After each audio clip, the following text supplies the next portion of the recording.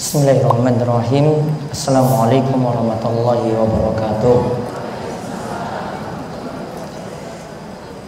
Alhamdulillahirabbil alamin. Hamdan katsiran thayyiban mubarakan fi kama yuhibbu rabbuna wa yarda. Wa asyhadu an la ilaha illallah wahdahu la syarikalah wa asyhadu anna Muhammadan abduhu wa rasuluh. Allahumma shalli ala nabiyyina wa sayyidina Muhammad wa ala alihi wa man tabi'ahum bi ihsanin ila yaumiddin. Allahumma inna na'udzubika min zawali ni'matik wa tahawuli afiyatik wa fujaati niqmatik wa jami'i sakhatik. Allahumma kfina bihalalika an haramik wa aghnina bi fadlika amman siwa. Allahumma inna nas'aluka ilman nafi'a wa rizqan thayyiba wa 'amalan mutaqabbala. Allahumma laka aslamna wa bika amanna wa alayka tawakkalna wa ilayka anabna wa bika khasamna. Allahumma inna na'udzu bi izzatika la ilaha illa anta an tudillana antal hayyu alladzi la yamut wal jinnu wal insu yamutun. Alhamdulillah, para jamaah sekalian, kita bersyukur pada Allah Subhanahu wa taala atas nikmat dan karunia yang telah Allah anugerahkan kepada kita sekalian, sehingga di kesempatan siang hari ini, pagi menjelang siang, kita semuanya berada dalam keadaan sehat walafiat, diberi umur yang berkah oleh Allah Subhanahu wa taala. Mudah-mudahan waktu yang Allah Subhanahu wa taala berikan dapat kita terus manfaatkan dalam rangka ibadah dan ketaatan pada Allah Subhanahu wa taala. Salawat dan salam semoga tercurah kepada junjungan kita Nabi besar Nabi Agung Muhammad sallallahu alaihi wasallam, pada para sahabat, para tabi'in serta para ulama yang telah memberikan kepada kita contoh-contoh yang baik untuk kita beragama. Yang kami hormati Bapak Ketua DKM Masjid Asy-Syarif, yang semoga senantiasa dirahmati oleh Allah Subhanahu wa taala, Bapak Usman, dan juga para staf yang ada di kalangan DKM, juga untuk para imam Masjid Asy-Syarif, BSD, dan juga pengurus pengajian muslimah, ibu-ibu yang telah mengundang kami untuk hadir di pengajian pada kesempatan duha atau kesempatan pagi hari ini. Sebenarnya kami agak sungkan sekali untuk mengisi di tengah kota seperti ini, karena jamaah ibu-ibu yang ada, bapak-bapak yang hadir ini jarang kami hadapi. Biasanya kami langsung menghadapi orang desa, orang kampung. Sehingga nanti pun saya mohon maaf jika ada kata-kata yang kurang pas atau yang kurang berkenan, dikarenakan ini bahasanya wong deso ketika ngomong. Ya, jadi mohon nanti banyak dimaklumi. Ya, namun mudah-mudahan apa yang nanti kita kaji menjadi ilmu yang bermanfaat bagi kita sekalian. Dan tema yang diangkat nantinya kita akan membahas amalan pembuka pintu rezeki. Namun sebelum kami memasuki bahasan tersebut, Bapak Ibu-ibu sekalian yang semoga dirahmati oleh Allah Subhanahu wa taala, ada satu peringatan dulu, karena mengingat diperkirakan besok hari itu 1 Zulhijjah, mulai dari maghrib ini, ya, mulai dari maghrib ini 1 Zulhijjah, dikarenakan tanggal 1 September itu tanggal 10 Zulhijjah untuk pelaksanaan Idul Adha dan juga dimulainya penyembelihan kurban. Ada beberapa hal yang ingin kami ingatkan terlebih dahulu berkenaan dengan 10 hari pertama bulan Zulhijjah dan juga hari-hari tasyrik yang ada.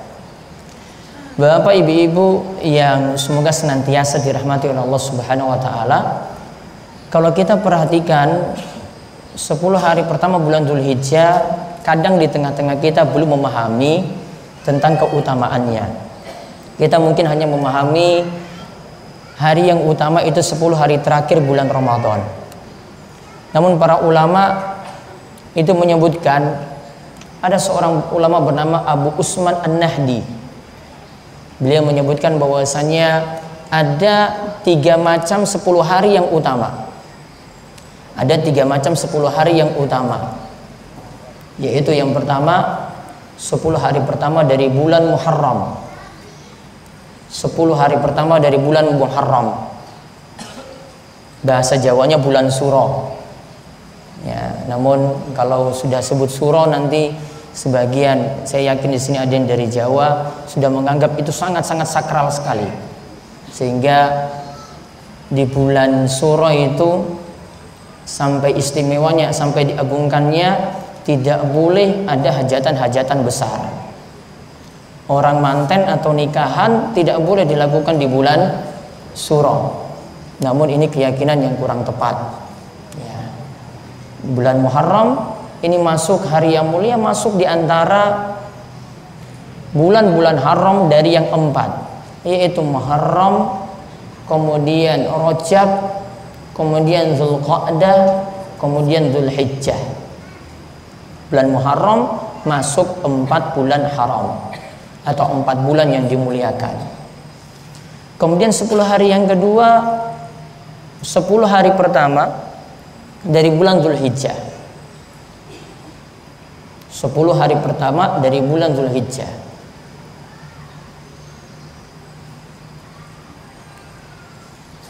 Yang dimaksud di sini dari tanggal 1 sampai tanggal 10. Nanti saya akan sebutkan amalan-amalannya apa saja yang kita lakukan di 10 hari pertama dari bulan Dzulhijjah tadi. 10 hari yang ketiga, 10 hari terakhir dari bulan Ramadan. 10 hari terakhir dari bulan Ramadan.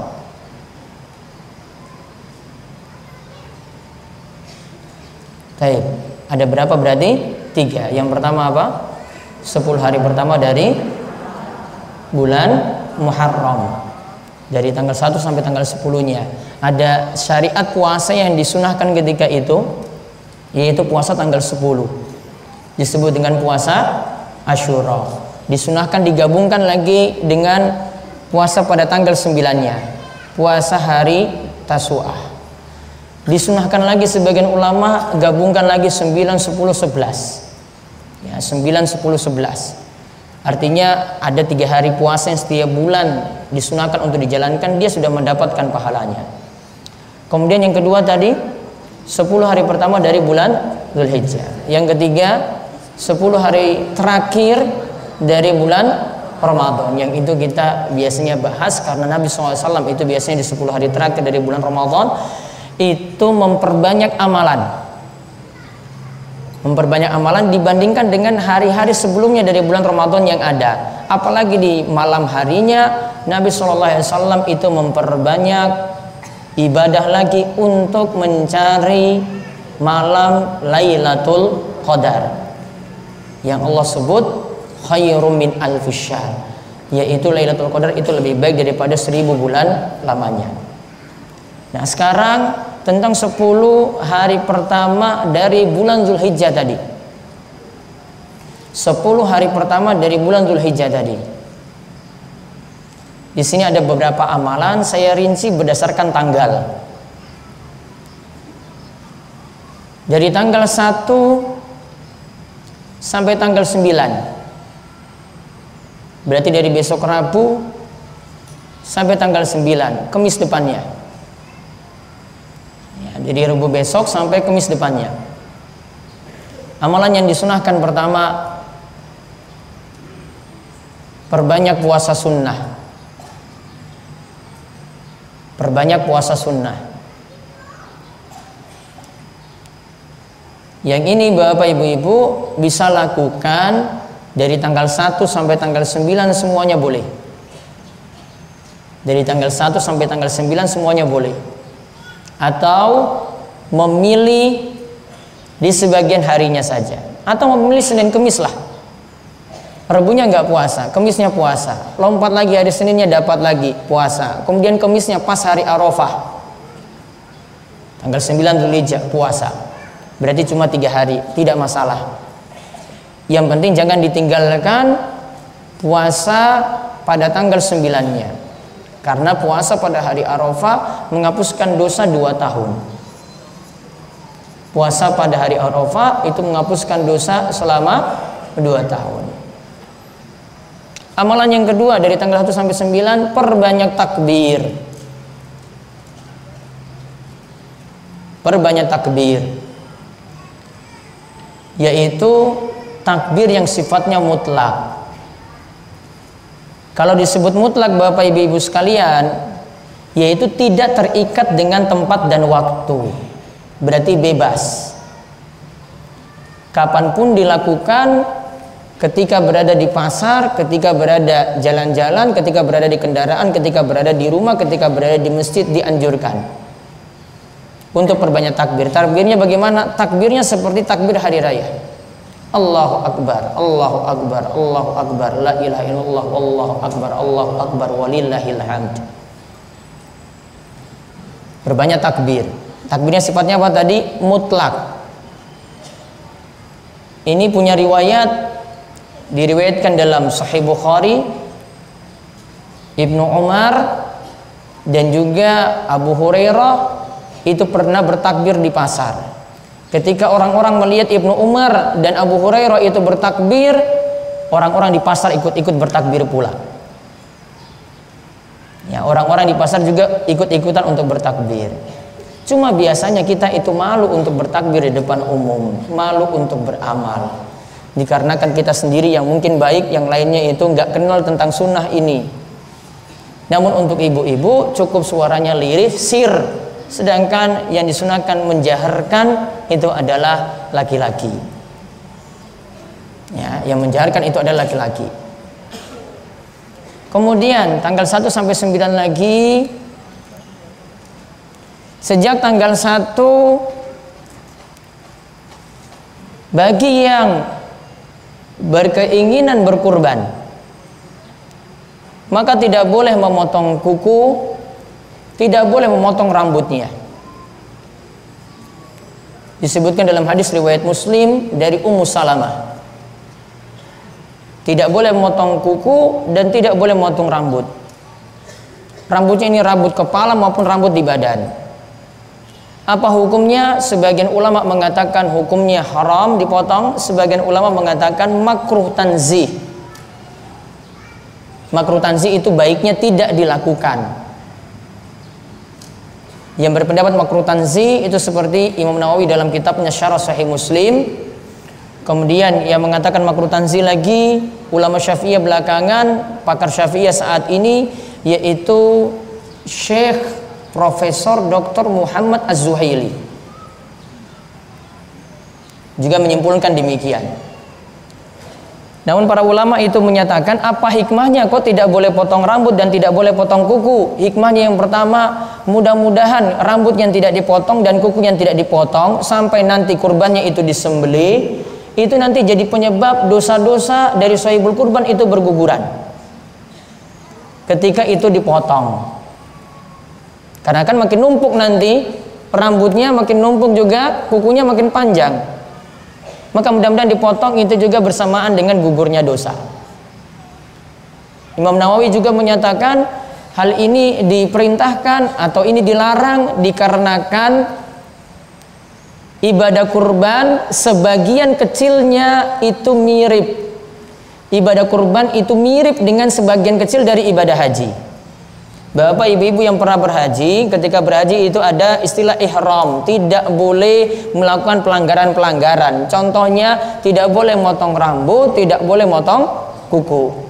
Maka ini diambil untuk ibadah kurban. Ajaran ini diambil untuk ibadah kurban. Namun kalau ada yang bertanya, gimana kalau seandainya sudah terlanjur dipotong? Apakah kurbannya itu sah? Kurbannya tetap sah. Karena perlu dipahami, ini tidak ada kaitannya dengan ibadah kurban langsung. Maksudnya dari sisi kesahan atau tidaknya. Cuma baiknya tidak dipotong rambut dan kukunya tadi. Terus siapa yang berlaku? Apakah satu anggota keluarga semuanya berlaku hukum ini? Para ulama itu katakan, seperti Syekh Abdul Aziz bin Baz, Komisi Fatwa Kerajaan Saudi Arabia di masa silam, ini ketuanya, itu mengatakan ini cuma berlaku untuk yang punya uang. Artinya yang bayar urunan atau yang bayar iuran kurban. Berarti kalau suami yang bayar, hanya suami yang tidak boleh potong kuku, yang tidak boleh potong rambut. Berarti istri gimana? Boleh. Anak gimana? Boleh. Jadi lihat dari siapa yang bayar iuran kurban tadi. Dan aturannya kan kambing hanya iuran dari satu orang, tidak bisa satu masjid, tidak bisa satu sekolahan, tidak bisa satu rombongan RT, tidak bisa satu rombongan pengajian, cuma dari satu orang saja. Namun boleh diniatkan satu keluarga semuanya dapat pahala. Bahkan kata Imam Syaukani sampai 100 orang pun nanti dapat pahala. Kalau satu rumah jumlahnya 100 orang pun dapat pahala, termasuk yang telah meninggal dunia. Termasuk yang telah meninggal dunia dapat pahala semuanya. Namun kalau ada yang mau bertanya terus boleh nggak berniat kurban untuk orang yang telah meninggal dunia, para ulama dari Komisi Fatwa Kerajaan Saudi Arabia di masa Syekh Abdul Aziz bin Baz mengeluarkan fatwa dibolehkan berkurban atas nama orang yang telah meninggal dunia dengan niatan itu sebagai sedekah jariyah, sedekah atas nama orang yang telah mati, dan nanti pahalanya ngalir pada orang yang telah meninggal dunia tadi. Boleh. Walaupun sebagian ulama seperti ulama Syafi'iyah menyaratkan berkorban untuk orang yang telah meninggal dunia hanya dibolehkan kalau ada wasiat, seperti pendapat dari Imam Nawawi dalam kitabnya Minhajut Talibin. Nah ini ya, jadi aturan lagi berikutnya. Ini yang berlaku dari tanggal 1 sampai tanggal 9. Di samping itu amalannya lagi perbanyak sedekah dan amalan soleh lainnya di awal-awal Zulhijjah. Perbanyak sedekah. Namun ingat, sedekah yang paling mulia, yang paling utama untuk awal Zulhijjah adalah berkurban. Jadi kalau mau timbang-timbang mau sedekah apa di awal Zulhijjah, baiknya sedekahnya untuk kurban. Walaupun punya nilai yang sama antara kurban dengan sedekah. Walaupun sumbangannya tadi untuk masjid, tetap berkurban punya nilai yang lebih utama. Kata Imam Ibnul Qayyim, beliau mengatakan sedekah dengan yang jumlahnya senilai dengan kurban, tetap kurban punya pahala yang lebih besar daripada sedekah tadi. Dikarenakan hal ini berkaitan dengan waktu yang mulia ketika kita itu bertemu dengan awal Zulhijjah, termasuk bertemu dengan 10 Zulhijjah dan hari tasyrik, yang lebih pas ketika itu kita adalah berkurban. Maka berkurban lebih utama daripada sedekah dengan jumlah yang senilai. Jadi itu sedekah yang paling utama. Kemudian tanggal 9 Zulhijjah, terkhusus tanggal 9 disunahkan untuk puasa hari Arafah. Tadi pahalanya apa? Menghapuskan dosa 2 tahun. Juga ditambahkan juga hari itu dianjurkan untuk memperbanyak doa. Karena doa hari Arafah adalah doa yang mustajab. Orang yang berhaji juga mengamalkan ini. Makanya kalau orang yang berhaji, di antara hikmahnya sholat zuhur dan asar itu dijamak takdim di padang Arafah, ya, sholat zuhur dan asar, ya kan, dijamak takdim di padang Arafah. Hikmahnya biar punya waktu yang banyak untuk berdoa, sehingga dimajukan. Sisa berarti sekitar 5 jam lagi nanti untuk sampai di waktu maghrib, baru lepas dari Arafah menuju Musdalifah. Apa hikmahnya dimajukan? Supaya perbanyak doa, bukan perbanyak jalan-jalan, bukan perbanyak keliling-keliling. Keliling Arafah ini, saya melihat Arafah itu apa? Mumpung waktunya ketika itu diperintahkan banyak doa, banyak doa. Bapak ibu-ibu nggak pernah berdoa 5 jam langsung, cuma waktu itu saja. Dan waktu ini tidak akan berulang. Tempat ini juga menjadi mulia itu bukan di hari yang lainnya. Jadi mulia padang Arafah itu ketika hari Arafah saja. Maka kalau ketika umrah itu jalan-jalan, ya tidak ada istimewanya padang Arafah. Istimewanya cuma pada hari Arafah saja. Dan ketika itu waktu dikabulkannya doa-doa. Termasuk yang tidak berhaji juga dianjurkan untuk memperbanyak doa. Namun bagi jamaah haji ketika berada di Arafah tidak disunahkan untuk puasa. Bedanya itu. Kalau orang yang tidak berhaji dianjurkan puasa. Namun kalau orang yang berhaji tidak disunahkan puasa. Kenapa tidak disunahkan puasa? Di antara hikmahnya, biar perbanyak doa ketika itu. Nah sekarang itu tanggal 9 Zulhijjah. Berikutnya tanggal 10. Tanggal 10 Zulhijjah. Apa amalannya? Amalannya yang pertama sholat Idul Adha. Ya, sholat Idul Adha. Berapa rakaat? 2 rakaat. Sepakat ulama. Namun untuk Idul Adha besok bertepatan dengan hari apa? Hari Jumat. Idul Adha besok bertepatan dengan hari Jumat. Berarti bertemunya 2 Id dalam satu hari. Idul Adha tadi Id pertama, sholat Jumat itu Id pekanan. Sehingga bertemunya 2 Id satu waktu. Keistimewaannya apa? Bagi bapak-bapak boleh memilih sholat Jumat atau sholat zuhur, alias tidak berangkat ke masjid kalau sudah mengerjakan sholat Idul Adha. Apa dalilnya? Riwayat Abu Daud dari Atha bin Abi Rabbah menceritakan tentang sahabat Ibnu Zubair. Ibnu Zubair itu pagi harinya sudah melaksanakan sholat Id, entah Idul Fitri atau Idul Adha, pokoknya sholat Id. Ketika siang hari mau Jumatan, Ibnu Zubair tidak keluar rumah. Dia melakukan sholat zuhur sendirian di rumah. Kemudian ada sahabat-sahabat yang protes pada Ibnu Abbas, disampaikan pada sahabat Ibnu Abbas. Ibnu Abbas itu Ibnu Zubair pas waktu Jumatan itu nggak keluar sholat Jumat. Ketika itu Ibnu Abbas malah menyatakan asoba sunnah. Yang dilakukan oleh Ibnu Zubair itu mencocoki sunnah Nabi Shallallahu Alaihi Wasallam. Berarti dibenarkan oleh Ibnu Abbas. Berarti Rasulullah SAW juga menganggap sunnah itu ada. Maka ini jadi dalil boleh bapak memilih cuma sholat Jumatnya ditinggalkan diganti dengan sholat zuhur. Bukan berarti sholat zuhurnya juga ditinggalkan. Kalau ada yang berpendapat sholat zuhurnya ditinggalkan, ini bahasa hadisnya ya pendapatnya pendapat yang sats. Ya, bahasa bebasnya apa? Pendapat yang nyeleneh. Ya, pendapat yang ngawur. Karena sholat dalam satu hari tidak mungkin berkurang dari 5 waktu. Ya, cuma tadi yang gugur apa? Sholat Jumatnya diganti sholat zuhur. Terus bagaimana dengan Masjid Asy-Syarif? Apakah boleh meliburkan sholat Jumat? Tidak boleh.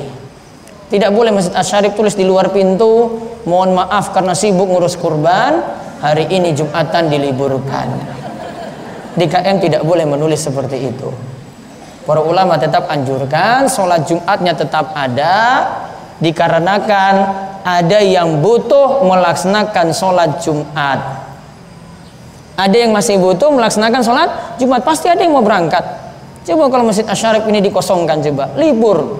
Wah, ini saya mau sholat Jumat di mana lagi? Biasanya ya di sini, mau cari tempat yang lain jauh lagi. Paham nih ya Bapak DKM ya? Nah, jadi besok nggak ada tulisan libur di sini. Jadi nggak ada istilah masjid itu diliburkan, karena dahulu kasusnya sama seperti ini juga, beberapa masjid diliburkan, orang susah sholat Jumat. Padahal dia mau berangkat sholat Jumat, dia ingin dapat 2 Id langsung, sholat Id pagi harinya, kemudian sholat Jumat juga di siang harinya, ingin dapat pahala yang lebih besar. Namun kalau dia mau ngambil keringanan, silakan memilih sholat zuhur, tidak masalah. Itu sholat Idul Adha. Kemudian pada tanggal 10 juga mulai pemotongan kurban. Kemudian ada amalan lagi ketika itu, saling mengucapkan tahniah, mengucapkan selamat, yaitu selamat Id. Dan selamat Id ini sama seperti Idul Fitri, taqabbalallahu minna wa minkum, sama seperti itu. Namun tidak cocok kalau tidak pas kalau kita ucapkan mohon maaf lahir dan batin. Karena kita tidak biasa di Idul Adha seperti itu. Cuma ada di kebiasaan Idul Fitri. Doa ini tadi taqabbalallahu minna wa minkum, maksudnya kita berdoa pada Allah supaya kurban-kurban yang tadi dikeluarkan oleh orang-orang kaya, orang-orang yang berkemampuan, mudah-mudahan diterima oleh Allah Subhanahu wa taala. Yang satu doakan yang lain. Saling mendoakan dalam kebaikan. Kemudian dari tanggal 9 waktu subuh sampai tanggal 13 waktu asar. Saya ulang, dari tanggal 9 waktu subuh sampai tanggal 13 waktu asar. Disunahkan untuk memperbanyak takbir yang disebut takbir muqayyad, yaitu bertakbir setelah ba'da sholat. Bertakbir setelah ba'da sholat.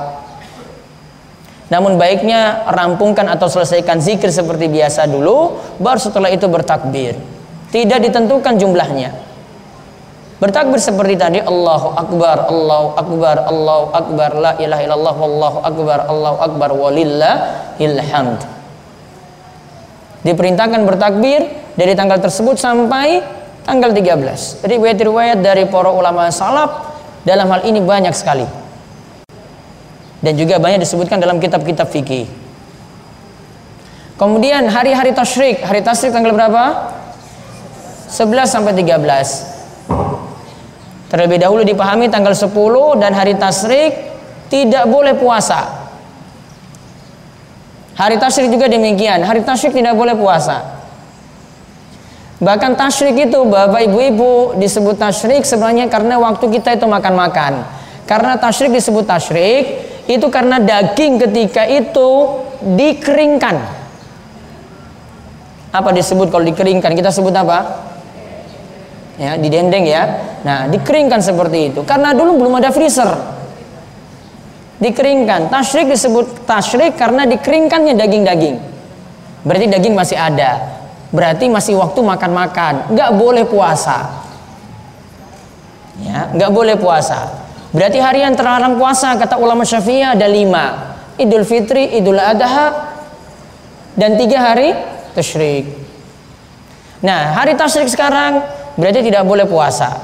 Hari tasyrik juga masih dibolehkan menyembelih kurban. Kemudian di hari tasyrik juga ada salah satu anjuran lagi. Ketika para ulama membahas tentang salah satu ayat dalam surat Al-Hajj, disebutkan di situ tentang amalan di hari tasyrik, ada anjuran memperbanyak doa Rabbana atina fid dunya hasanah wa fil akhirati hasanah wa qina adzabannar. Kita sebut doa ini dengan doa apa? Doa apa? Sapu jagat. Apa? Kenapa istilahnya sapu jagat? Hah? Kenapa diistilahkan sapu jagat? Karena minta apapun bisa dengan doa itu. Nah, ini dianjurkan di hari-hari tasyrik, ibu, bapak. Dianjurkan hari-hari tasyrik. Perbanyak doa tadi. Rabbana atina fid dunya hasanah wa fil akhirati hasanah wa qina adzabannar. Tanggal 11, tanggal 12, tanggal 13. Sudah dari tanggal 1 sampai tanggal 13 kan berarti sudah selesai. Itu amalan-amalan di awal Zulhijjah. Nah, sekarang setelah dipahami tadi masalah kurban, nanti kaji dengan ustadz-ustadz yang ada di BSD sendiri. Ya, ini waktunya nggak cukup. Ini waktu tinggal berapa menit ini? Ya, materinya tinggal 1 jam. Ya, nanti ada tanya jawab lagi mintanya. Tanya jawab ibu-ibu itu banyak sekali badannya. Numpuk semuanya. Makanya nanti materinya 45 menit saja. Sekarang kita bahas amalan-amalan pembuka pintu rizki. Ini kenapa kami sampai membahas ini, dan ini saya khususkan dalam sebuah buku. Sebenarnya ada seorang yang pernah kirim pesan ke saya, Ustaz tolong dibahas pembuka-pembuka pintu rizki. Saya sudah bahas sejak lama ini, namun saya sempurnakan lagi, akhirnya jadi sebuah buku seperti ini. Ya. Ketika itu awalnya saya sampaikan ketika khutbah Jumat, namun saya rampungkan lagi dengan pengantar-pengantar dulu dalam memahami rizki itu seperti apa, sampai masuk kepada amalan-amalan pembuka pintu rizki. Nanti pembuka pintu rizki ada yang amalan yang pokok nanti ada, kemudian ada amalan-amalan yang tambahan. Namun ini cuma tambahan saja. Kalau yang pokok ini tidak ada, maka sulit mendapatkan pintu rizki tadi. Tadi salah satunya yang disebutkan oleh ketua DKM tadi, sholat subuh itu sudah betul. Ya, ini masya Allah sudah tahu nih sebelum baca ini paling pak luar biasa berarti. Ya, nanti kita akan lihat nanti apa sebabnya sampai sholat pun bisa masuk di dalamnya. Itu nanti bagian dari ketakwaan. Ya. Namun yang perlu dipahami dulu, ada beberapa pembahasan awal dulu yang perlu dipahami oleh bapak ibu-ibu sekalian. Saya sudah bahas dalam buku ini, ya. Mohon maaf kalau ada bagian yang tidak mendapatkan buku karena saya cuma membawa terbatas. Ya, karena saya kira tadi jamaahnya cuma biasa saja, gitu. Ternyata ini kajian akbar. Baik, kita lihat ada salah satu pembahasan yang dijelaskan oleh Ibnul Qayyim tentang rizki itu bisa terbuka, rizki bisa ditutup, rizki bisa dibuka dan rizki bisa ditutup. Coba lihat nanti di buku di halaman 41. Ada perkataan dari Ibnul Qayyim. Saya cerita aja dulu biar nanti pemahamannya dipahami dulu. Perlu dipahami terlebih dahulu, rizki, kalau disebut rizki itu bukan seputar harta, seputar rumah, seputar motor, seputar mobil. Rizki itu sifatnya umum. Kita diberi kesehatan, itu juga adalah rizki dari Allah Subhanahu wa ta'ala.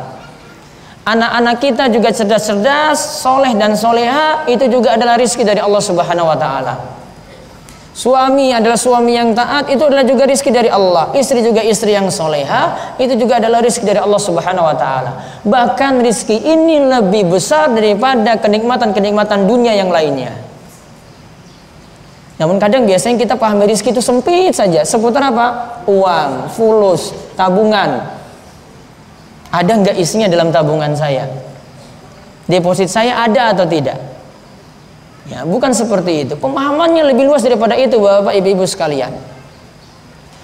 Namun bagaimana kalau pintu rizki kita itu kadang ditutup, apakah mungkin dibuka lagi? Coba dipahami apa yang dijelaskan oleh Ibnul Qayyim sebagai berikut.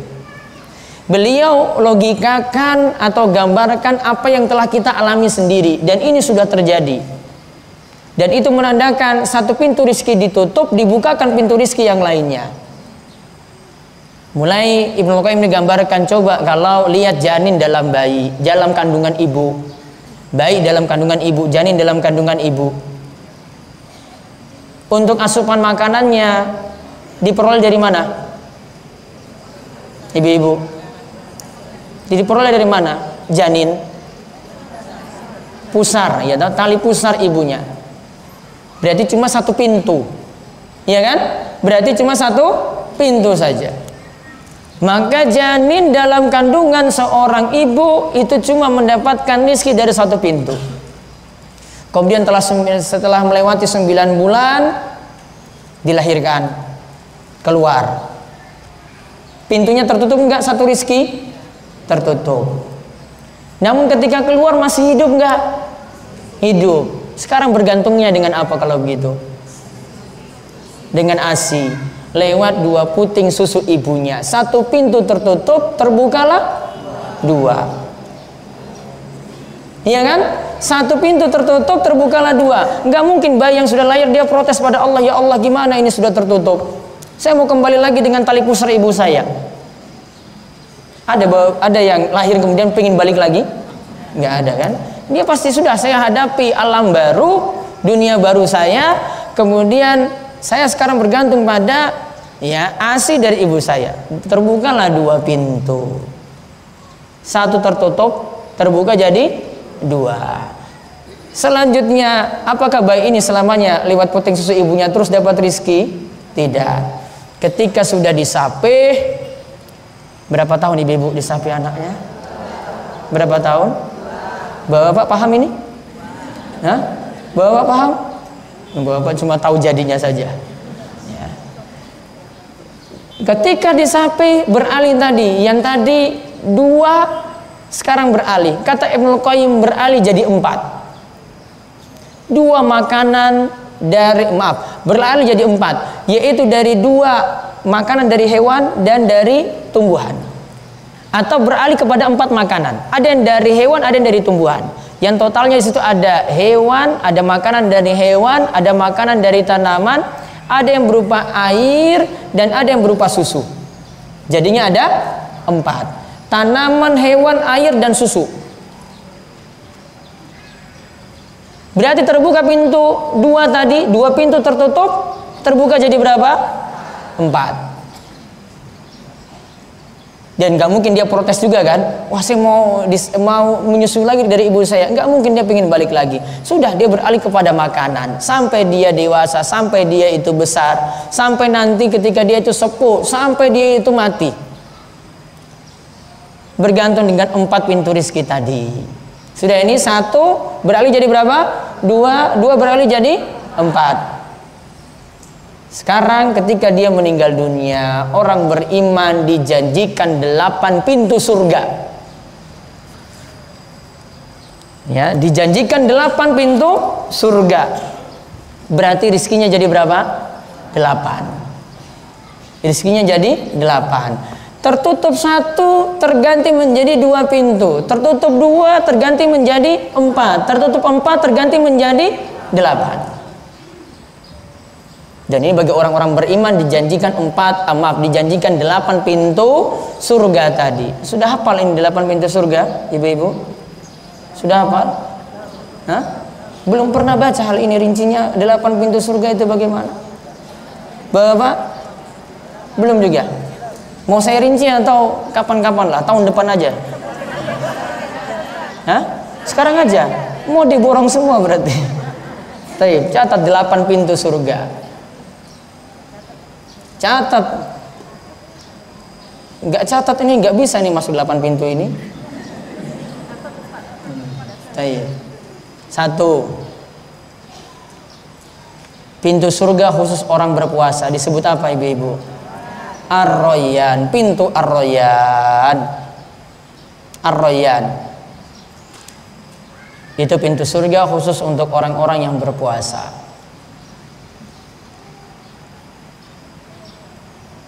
Yang kedua, karena ada pintu puasa, dalam hadis yang lain nanti disebutkan beberapa pintu langsung, ya, disebut yang kedua babus sholah, pintu sholat, yaitu bagi orang-orang yang memperhatikan sholat, mau sholat wajib, sholat subuh termasuk dalamnya, termasuk juga untuk sholat-sholat sunnah. Yang ketiga, babus sodakoh, pintu sedekah bagi orang-orang yang rajin sodakoh. Namun sodakoh ini berawal dari yang wajib dulu, yaitu nafkah untuk keluarga. Baru setelah itu sisa nafkah ditunaikan zakat. Baru dari zakat yang wajib ini baru tunaikan sodakoh yang sunnah.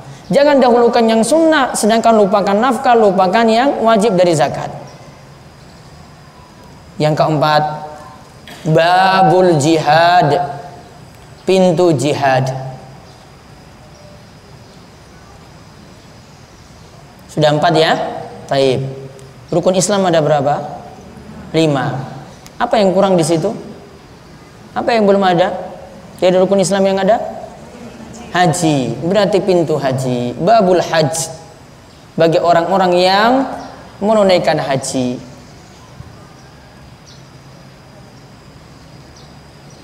Namun bagi yang tidak punya kemampuan, mudah-mudahan bisa melakukan amalan-amalan yang pahalanya sama dengan haji dan umroh. Apa salah satunya? Salat apa? Salat isyraq atau salat syuruk. Bagaimana salat isyraq atau salat syuruk? Salat subuh berjamaah dulu di masjid. Tadi sudah betul. Salat subuh dulu berjamaah di masjid. Setelah itu diam sampai matahari meninggi. Di Jakarta terbit, di BSD terbit matahari jam berapa? 6 pas. 6 lewat dikitnya berapa? 6 lewat 3.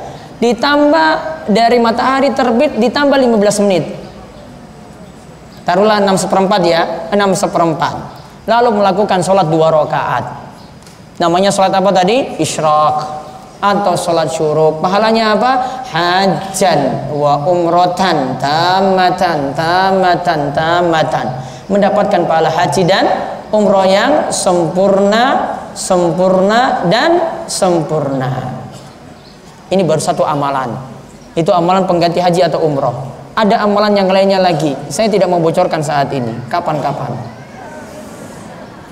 Nanti nggak selesai ini materinya. Masa turunannya banyak sekali kan? Cukup satu aja lah rahasianya. Ya, biar nanti lain kali. Sudah? Baik.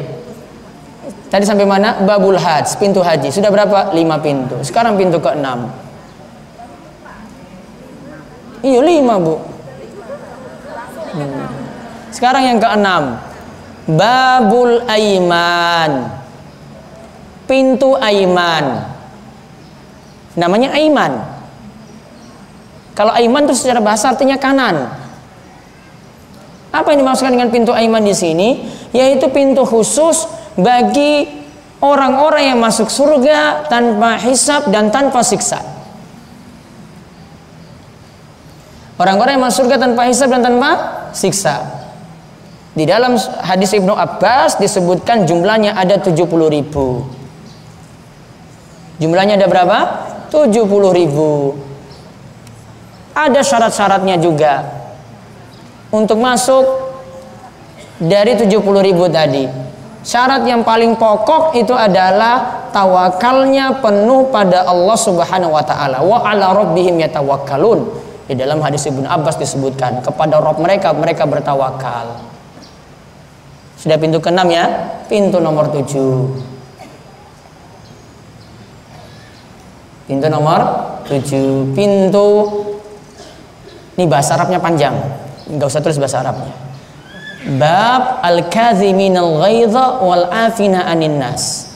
Bab bagi orang yang menahan marah dan mudah memaafkan. Bab atau pintu bagi orang yang menahan marah dan mudah memaafkan. Ada 2 sifat ya. Apa? Nahan marah, kemudian mudah memaafkan. Ini 2 hal yang berbeda loh ini. Yang satu lebih berat daripada yang lainnya. Mana yang lebih berat, nahan marah atau memaafkan? Yang lebih berat yang mana? Masa nahan marah? Ibu-ibu kalau nahan marah sama suami nih, nahan marah dengan suami itu masih bisa dipendam loh. Suatu waktu nanti meletus. Berarti belum maafkan kan? Kan cuma nahan. Namun kalau memaafkan berarti apa? Sekarang itu dia tahan marahnya dan dia menghapuskan kesalahan-kesalahan yang ada. Sekarang kita 0-0, kosong-kosong ya, nggak boleh diungkit-ungkit lagi, nggak boleh diungkit-ungkit lagi. Itu namanya memaafkan. Berat nggak yang memaafkan sini? Berat. Ini problema siapapun ini, baik laki-laki perempuan sama. Namun kalau ini dimiliki konsekuensi dari memaafkan berarti tidak ada dendam, tidak ada hasad. Ini paling berat.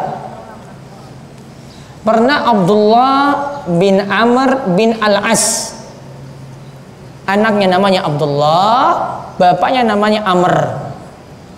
Usia, perbedaan usia antara bapaknya dan anaknya Abdullah dan Amr itu cuma 10 tahun. Paham ibu-ibu? Bapak dan anaknya beda umurnya cuma 10 tahun. Apa anehnya berarti? Nikah berapa berarti Amr tadi? Umurnya 9 tahun. Sudah menikah. Ada orang BSD sini berani nikah seperti itu? Hah? Pasti mainan game, usia 9 tahun. Ya, mainan di bal-balan futsal. Nggak mungkin mikir-mikir nikah. Namun orang Arab ya memang dari sisi iklim itu sudah balik. Ya, sudah pantas untuk menikah. Mereka menikah usia seperti itu. Makanya usianya cuma beda 10 tahun. Kalau orang BSD, orang Indonesia bedanya 20 tahun. Ya kan? Rata-rata seperti itu. Nah sekarang lihat Abdullah bin Amr bin Al-As. Ini pernah mendengar Nabi SAW itu cerita. Beliau berulang kali menyebutkan ada orang Ansor ini yang lewat. Orang ini disebut sampai 2 kali. Itu lihat, rajul itu, laki-laki itu akan masuk surga. Nabi sebut lagi kedua kalinya, laki-laki itu akan masuk surga. Dia heran ini, Abdullah heran. Ini kok berulang kali orang itu terus. Maka Abdullah ingin cari tahu rahasianya itu apa. Nah kemudian Abdullah minta nginap 3 malam di rumah laki-laki Ansor tadi. Di rumah laki-laki Ansor tadi nginap 3 malam. Dia ingin tahu ini ada sholat malamnya enggak, ada puasa sunnahnya atau tidak, ada amalan-amalan sholat sunnahnya itu apa, kok sampai mudah Rasulullah SAW sebut seperti itu. Ternyata selama 3 hari Abdullah itu bermalam di situ, nginap di situ, tidak mendapatkan apa-apa. Amalannya cuma amalan biasa. Maka ketika itu Abdullah mau pulang, dia bilang sama laki-laki Ansor ini, saya ini sebenarnya pengen cari tahu amalanmu itu apa, sampai Rasulullah SAW itu sampai katakan kamu 2 kali kamu adalah laki-laki yang masuk surga. Kemudian laki-laki ini jujur dia jawab, saya tidak punya amalan yang istimewa. Kemudian Abdullah mau beranjak pulang. Sebelum Abdullah beranjak pulang, dipanggil lagi oleh laki-laki itu, sini Abdullah, saya beritahu padamu, saya sebenarnya tidak ada amalan istimewa. Namun dalam hidup saya 2 hal yang saya tidak mau simpan. Yang pertama, saya tidak mau hasad pada orang lain. Hasad, iri, dengki, benci. Yang kedua, saya tidak mau dendam. Kalau ada yang buat salah, saya tidak mau ungkit-ungkit lagi. Lalu Abdullah katakan, itu yang kami tidak bisa miliki. Yang kamu bisa, yang kami tidak bisa, yaitu menghilangkan hasad dan menghilangkan dendam. Ini paling berat. Itu pintu nomor berapa? Nomor 7. Namun ada situ menahan marah. Nanti menahan marah itu ada kiat-kiatnya. Bagi bapak-bapak yang sering marah-marah, ada kiat-kiatnya. Apa kiat-kiatnya? Ketika marah apa yang mesti dilakukan? 1, diam. Nabi SAW mengatakan, jika salah seorang di antara kalian ingin marah, falyaskut, diam. Jangan tambah omongan, jangan tambah bicara. Silakan buktikan sendiri. Ibu-ibu lihat kalau suami di rumah kalau mau marah, kalau dia tambah bicara, apa yang terjadi? Ngomelnya banyak kan? Ngomelnya banyak. Kalau ngomel sudah banyak, tangan gerak. Di sini ada gelas pecah. Ada perabotan pecah. Awalnya dari ngomong dulu, bergerak dulu, maka disuruh diam. Apalagi kiatnya?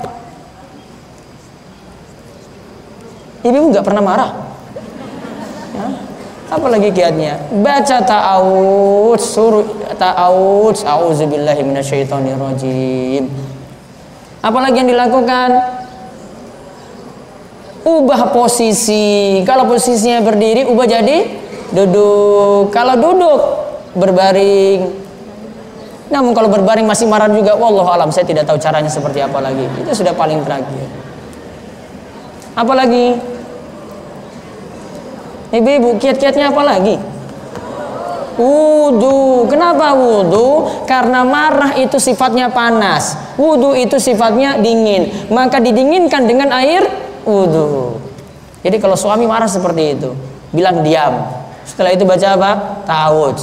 Ubah posisi. Ayo mas, ambil wudhu sana. Ya, mudah-mudahan jadi sadar. Sudah pintu keberapa? 7. Sekarang pintu ke-8. Ini para ulama berbeda pendapat tentang pintu ke-8 ini. Ada yang mengatakan pintu zikir dan ada yang mengatakan pintu thalabul ilmi. Tulis dua-duanya saja. Pintu zikir atau pintu thalabul ilmi. Pintu zikir atau pintu thalabul ilmi.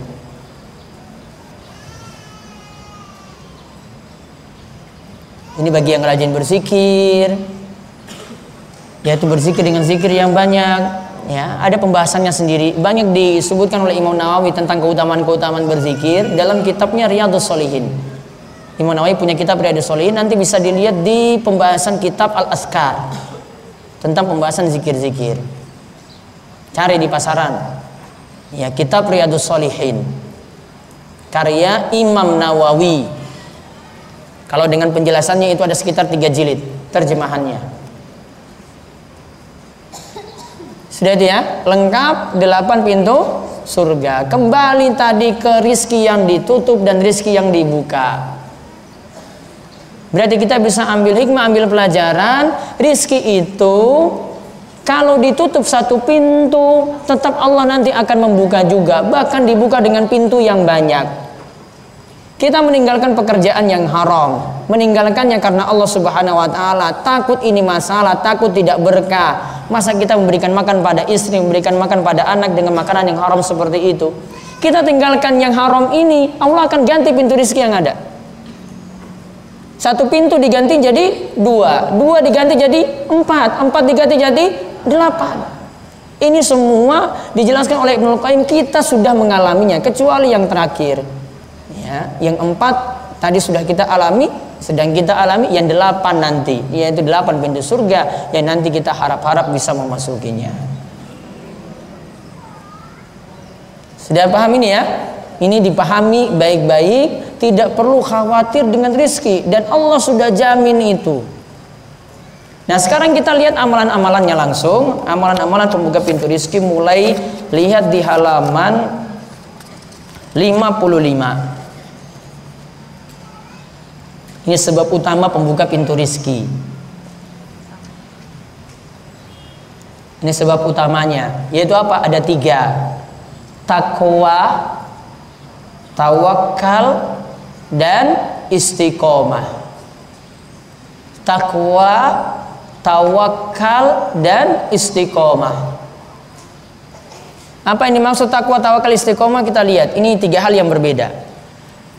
Maka ini kunci penting sebelum mempelajari yang lainnya. Ini yang nanti akan membuat Allah Subhanahu wa taala membukakan pintu rizki kita dengan mudah. Mulai dari yang pertama, yaitu takwa. Takwa itu maksudnya menjalankan perintah dan menjauhi larangan Allah. Sedangkan tawakal itu pasrah, bersandar pada Allah Subhanahu wa taala, Allah yang menentukan segalanya. Dalilnya apa? Lihat di halaman 57 surat At-Thalaq ayat kedua sampai ketiga. At-Thalaq ayat kedua sampai ketiga. Wa may yattaqillaha yaj'al lahu makhraja wa yarzuqhu min haitsu la yahtasib. Wa may yatawakkal 'alallahi fa huwa hasbuh. Innallaha balighu amri qad ja'alallahu likulli syai'in qadara. Lihat, Allah berfirman, siapa yang bertakwa kepada Allah maka Allah akan membuka baginya jalan keluar. Lalu Allah akan memberikan dia rizki dari jalan yang tidak dia sangka-sangka. Lalu siapa yang bertawakal kepada Allah, Allah lah yang mencukupinya. Innallaha balighu amri, sesungguhnya Allah yang melaksanakan perkara tadi. Qad ja'alallahu likulli syai'in qadara, sesungguhnya Allah telah mengadakan ketentuan bagi segala sesuatu. Berarti ini menunjukkan takwa tawakal ini jadi pembuka berbagai macam masalah. Dan kadang kita kurang koreksi dalam hal ini. Kita punya masalah, kita punya problem, baik kaitannya dengan hubungan suami istri, baik kaitannya dengan masalah rizki, tentang masalah pekerjaan, atau utang yang menumpuk. Kita kadang tidak mengoreksi hal ini terlebih dahulu. Malah ada yang mengeluh, ada yang mengadu, ya, kepada hal-hal yang tidak pantas dia tujukan doa di situ.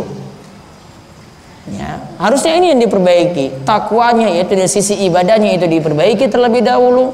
Sudah rutin sholat apakah belum? Kalau laki-laki sudah berjamaah ataukah belum? Tambah lagi dengan amalan-amalan sunnah lagi. Ini masih diperbaiki. Kemudian tawakalnya juga, pasrahnya pada Allah Subhanahu wa taala juga diperbaiki. Artinya, kita kalau bekerja, kita sudah berusaha serahkan semua pada Allah Subhanahu wa taala. Bukan bergantung pada hasil usaha kita. Atau pede, kita merasa percaya diri pada diri kita sendiri. Saya bisa mendapatkan rezeki itu sendiri, tidak mau pasrahkan pada Allah. Ini yang kadang membuat sulit ya kita mendapatkan rezeki. Ada lagi di sini adalah istiqomah. Ya, istiqomah. Lihat di halaman 64, 65. Istiqomah yang dimaksud, yang kita bahas, istiqomah dalam ketaatan. Dan yang dimaksudkan dengan istiqomah yaitu tetap berada di jalan Allah, tetap berada di jalan Allah walaupun menghadapi berbagai macam rintangan. Terus apa dalilnya kalau kita istiqomah, tetap dalam akidah yang benar, tetap dalam keyakinan yang benar, tetap dalam sunnah Nabi SAW yang benar? Apa dalilnya kalau istiqomah itu membuka pintu rizki? Lihat di surat Al-Jin ayat 16-17.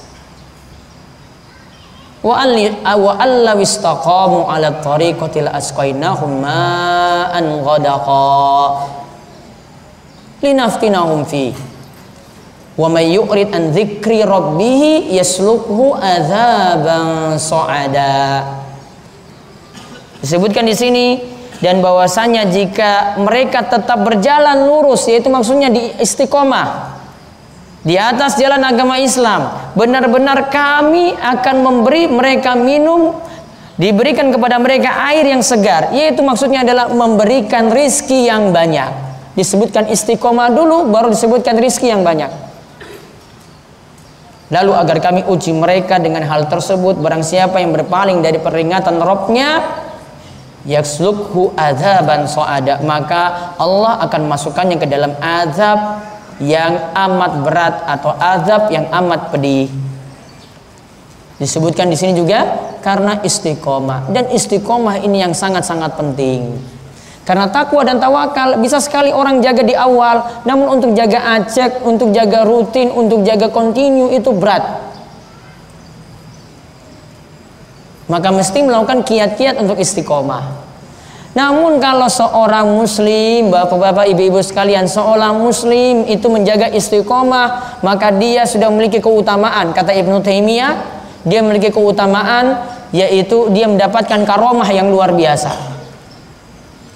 Karena seorang wali Allah, karomahnya itu bukan dilihat dari kesaktian, yang seperti ibu-ibu atau bapak nonton di TV bisa terbang, bisa jalan di atas air, bisa menghilang. Bukan. Kata Ibnu Taimiyah, yang namanya istiqomah itu adalah a'zamul karomah, yaitu karomah yang paling besar. Karena kita bisa melihat orang sekarang sholat, namun untuk dia menjaga keistiqomahannya itu sangat-sangat berat. Dia itu sekarang sholat dua, sholat malam, untuk istiqomah sangat-sangat berat. Butuh dijaga keistiqomahan tersebut. Dan ini jadi penyebab pintu rizki juga terbuka. Nah, dalam buku ini saya tidak sebutkan kiat-kiat istiqomah. Ada beberapa kiat istiqomah yang disebutkan oleh Nabi SAW. Di antaranya perbanyak doa. Doanya apa ibu-ibu? Doa agar istiqomah apa? Supaya hati tidak dibolak-balikkan. Ya muqallibal qulub, sabbit qalbi ala dinik. Doa yang diajarkan oleh Rasulullah SAW pada Ummu Salamah. Ya Allah, yang maha membolak-balikan hati, teguhkanlah hatiku di atas agamamu. Terus kiat yang kedua lagi untuk istiqomah, lakukanlah amalan itu sedikit, namun ajak, namun rutin. Lakukanlah amalan itu walaupun sedikit, yang penting ajak, yang penting rutin. Saya yakin untuk menjaga sholat malam saat ini sangat-sangat berat. Paling cuma bisa menjaga sholat witir. Kalau memang bisanya cuma menjaga sholat witir, itu masih lebih bagus daripada tidak sholat malam sama sekali. Mendingan dijaga pelan-pelan seperti itu. 2 rakaat sholat malam, terus saya tambah 1 rakaat sholat witir, lebih bagus daripada tidak ada sholat malam sama sekali. Kata Nabi SAW, ahabul a'mali ilallah adwamuha wa inqal, yaitu amalan yang paling cintai oleh Allah Subhanahu wa taala adalah amalan yang rutin, kontinu, ajak walaupun jumlahnya itu sedikit. Contoh misalnya, saya memilih puasa Daud yang banyak, sehari puasa atau sehari tidak, atau kau memilih puasa 3 hari setiap bulan, atau memilih puasa Senin Kemis. Lihat kondisi. Kalau kita bisa jaga rutin yang kontinu Senin Kemis, mendingan Senin Kemis yang dijaga daripada puasa Daud akhirnya cuma putus 1 bulan saja. Jaga Senin Kemis. Kalau itu masih lebih berat, setiap bulannya puasa 3 hari. Yang paling utama puasa pada Ayyamul Bid, yaitu tanggal 13, 14, 15. Terus kalau nggak bisa 13, 14, 15, cari hari yang lain, namun tidak disebut Ayyamul Bid lagi. Karena Ayyamul Bid cuma 13, 14, 15. Namun ada penggantinya puasa 3 hari setiap bulan, tanggalnya bebas. Senin Kemis boleh. Kalau pilih Senin Kemis lebih banyak daripada puasa 3 hari setiap bulan. Karena Senin Kemis sampai 8 hari, minimalnya 1 bulan. Jadi ini jadi kunci tadi. Tadi jaga amalan walaupun jumlahnya itu sedikit. Ada lagi kiat yang berikutnya, yang ketiga, berteman dengan orang-orang yang soleh, yang semangat ibadah. Berteman dengan orang-orang soleh yang semangat ibadah. Karena teman ini berpengaruh. Kata orang Arab, ada istilah mereka buat as-sahibu sahibun. Sahabat itu sifatnya menarik. Entah menarik pada yang baik atau menarik pada yang buruk. Kalau ibu-ibu senangnya ngumpul, maaf, sama ibu-ibu yang senangnya ngerumpi, ya, alias bahasa dalam hadis gibah, maka akan hobinya seperti itu juga. Karena pengaruh apa? Pengaruh teman dekat. Namun kalau berteman dengan orang yang memperhatikan ibadah, memperhatikan untuk nambah ilmu terus, memperhatikan untuk ngaji, akan seperti itu terus. Teman tadi sifatnya itu menarik. Makanya Nabi SAW itu perintahkan untuk cari teman, ya, seseorang itu dapat dilihat baiknya itu dari teman dekatnya. Maka Nabi SAW mengatakan falyanzur ila may yukhallil. Maka lihatlah siapakah yang jadi teman dekat kalian. Nah, ini untuk istiqomah. Ada kiat-kiat yang lainnya lagi. Namun 3 kiat ini yang jadi kiat utama. Itu pertama tadi perbanyak doa. Kedua apa? Nah, jaga amalan. Itu yang penting rutin walaupun jumlahnya sedikit. Yang ketiga apa? Ya, berteman dengan orang soleh. Kemudian ada amalan pembuka pintu rizki, kita sekarang masuk. Saya jelaskan singkat saja. Yang pertama istighfar. Makanya tadi di awal saya suruh baca kalamullah itu surat Nuh. Nanti lihat di surat Nuh ayat 10 sampai 12 itu membicarakan tentang salah satu pintu rizki, yaitu perbanyak istighfar. Fakultu astaghfiru rabbakum innahu kana ghaffara yursilis samaa 'alaikum midrara wa yumdidkum bi amwali wa banina wa yaj'al lakum jannati wa yaj'al lakum anhara. Lihat di halaman 71 ayatnya. Aku katakan, yaitu Nabi Nuh itu katakan kepada kaumnya, beristighfarlah kalian kepada Rabb kalian, sesungguhnya Allah itu Maha Pengampun. Apa faedahnya istighfar? Yursilis sama 'alaikum midrara. Yang pertama, Allah akan turunkan hujan dari langit dengan hujan yang banyak. Makanya bapak ibu-ibu, kalau pelaksanaan sholat istisqa, sholat minta hujan, dianjurkan membaca surat Nuh. Kalau sholat istisqa, sholat minta hujan, dianjurkan baca surat Nuh. Kenapa? Di ayat ini ada penyebutan yursilis sama 'alaikum midrara. Akan turun hujan lebat dari langit. Makanya sholat istisqa juga dianjurkan perbanyak istighfar. Beda dengan sholat id tadi, perbanyak takbir. Kalau sholat istisqa, minta hujan, diperintahkan untuk memperbanyak istighfar.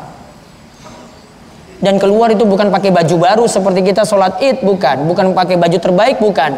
Namun pakai baju yang tidak menunjukkan perhiasan, tidak. Yang menunjukkan kehinaan, artinya pakaian biasa-biasa. Ya mungkin hindari, kalau bapak-bapak itu hindari minyak wangi ketika keluar. Karena ini menunjukkan kerendahan, menundukkan diri pada Allah Subhanahu wa taala ketika sholat istisqa. Jadi ada anjuran tadi membaca surat apa? Nuh. Kemudian disebutkan wa yumditkum bi amwal, kemudian akan dilapangkan harta, wa banin, akan diberikan keturunan, wa yaj'al lakum jannat, akan diberikan kebun-kebun yang subur, wa yaj'al lakum anhara, akan dialirkan sungai-sungai. Maka ada orang yang pernah datang kepada Al Hasan Al Basri, seorang tabi'in yang terkenal sangat-sangat alim di masa silam. Ditanya, dimintai nasihat dari Al Hasan Al Basri, wa Al Hasan Al Basri,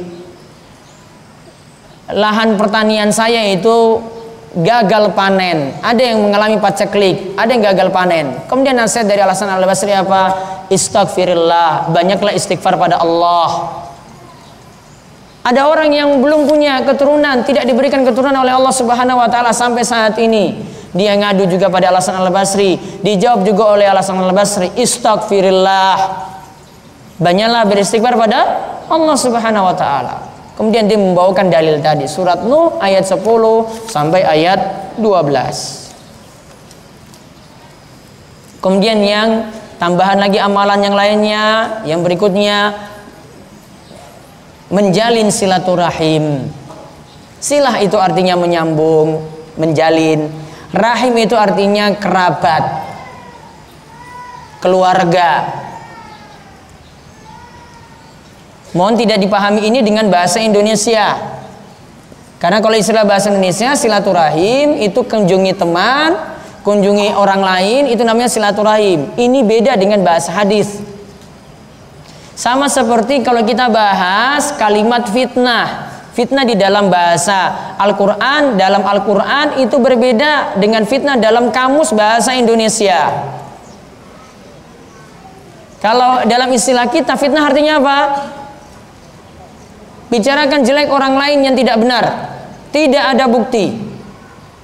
Namun kalau fitnah dalam istilah Al-Quran, dalam Al-Quran seperti pada ayat al-fitnatu wal fitnatu asyaddu minal qatli. Fitnah itu lebih dahsyat daripada pembunuhan. Yang dimasukkan fitnah di sini adalah musibah besar, yaitu kesyirikan. Itu baru diartikan pas. Syirik itu dosanya lebih besar daripada pembunuhan. Kalau diartikan dengan bahasa kita, fitnah tadi itu artinya membicarakan jelek orang lain yang tidak benar, yang tidak ada bukti. Oh, berarti saya milih bunuh orang daripada memfitnah orang. Karena membunuh orang masih lebih ringan berarti jawabannya. Ternyata bukan seperti itu maksudnya ibu-ibu. Maksud fitnah itu adalah syirik dalam ayat ini. Kita kembali tadi ke bahasa silaturahim. Sila itu artinya menyambung, rahim itu artinya keluarga. Berarti yang diperintahkan di sini menjalin hubungan kekeluargaan. Ini dengan paman di Sumatera belum pernah berhubungan di telepon. Kalau enggak dikunjungi, didatangi. Itu namanya silaturahim. Antara saudara itu retak hubungannya, pecah hubungannya. Biasanya ujung-ujungnya itu gara-gara masalah harta. Biasanya itu gara-gara masalah waris. Makanya sifat waris itu kalau orang tidak paham agama, sifat waris itu ada dua. Orang yang dulu itu berjauhan akhirnya jadi dekat. Pura-pura dekat, oh gimana kabarnya? Oh mentang-mentang kemarin orang tua sudah meninggal dunia. Dijalin lagi hubungannya. Kemudian waris yang kedua punya sifat membuat yang dekat jadi jauh. Kalau ini nggak percaya silahkan buktikan sendiri dalam keluarga. Kalau ada yang tidak paham ilmu agama, seperti ini jadinya. Yang dekat tadi jadi jauh, yang jauh jadi dekat. Itu gara-gara masalah apa? Waris. Maka menjalin silaturahim ini yang Nabi SAW katakan, man sarrahu ayyubsata lahu fi rizqihi aw yunsa wa ayyunsa lahu fi athari falyasil rahimah. Siapa yang senang mau dilapangkan rizkinya, mau ditambahkan umurnya, maka jalinlah hubungan silaturahim. Namun bukan berarti rizki ini jadi berubah dari takdir, bukan. Bukan berarti juga untuk umur itu berubah dari ketetapan takdir, bukan. Takdir tetap ada dan tetap seperti itu, tidak berubah. Namun ketika seorang itu melakukan silaturahim, Allah nanti berkahi rizkinya, Allah berkahi umurnya. Boleh jadi umurnya seperti itu saja sesuai dengan takdir. Namun Allah berkahi. Berkahi di sini artinya mungkin ada yang punya umur itu pendek, Akhirnya tambah berkah, disebut-sebut oleh orang banyak. Wah, ini memang orang soleh, disanjung-sanjung terus ketika telah meninggal dunia. Atau dalam hartanya juga demikian, hartanya diberkahi. Artinya dia mungkin punya gaji yang sedikit, penghasilannya sedikit, namun Allah itu berkahi rizki tadi. Ada yang sedikit ini bisa kuliahkan anaknya sampai sekolah tinggi, jadi anak soleh. Masya Allah, itu jadi rizki yang luar biasa. Nah, ini manfaat silaturahim tadi, bisa memberkahi rizki seseorang. Kemudian yang ketiga lagi, yang halaman 74, memperbanyak sedekah. Malah kita keluarkan, rizki kita tambah, Allah itu ganti.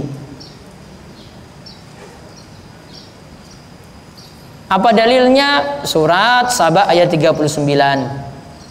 Wa ma anfaqtum min syai'in fa huwa yukhlifu wa huwa khairur raziqin. Apa saja yang kalian infakkan, maka Allah yang menggantinya, dan Allah lah sebaik-baik yang memberikan rizki.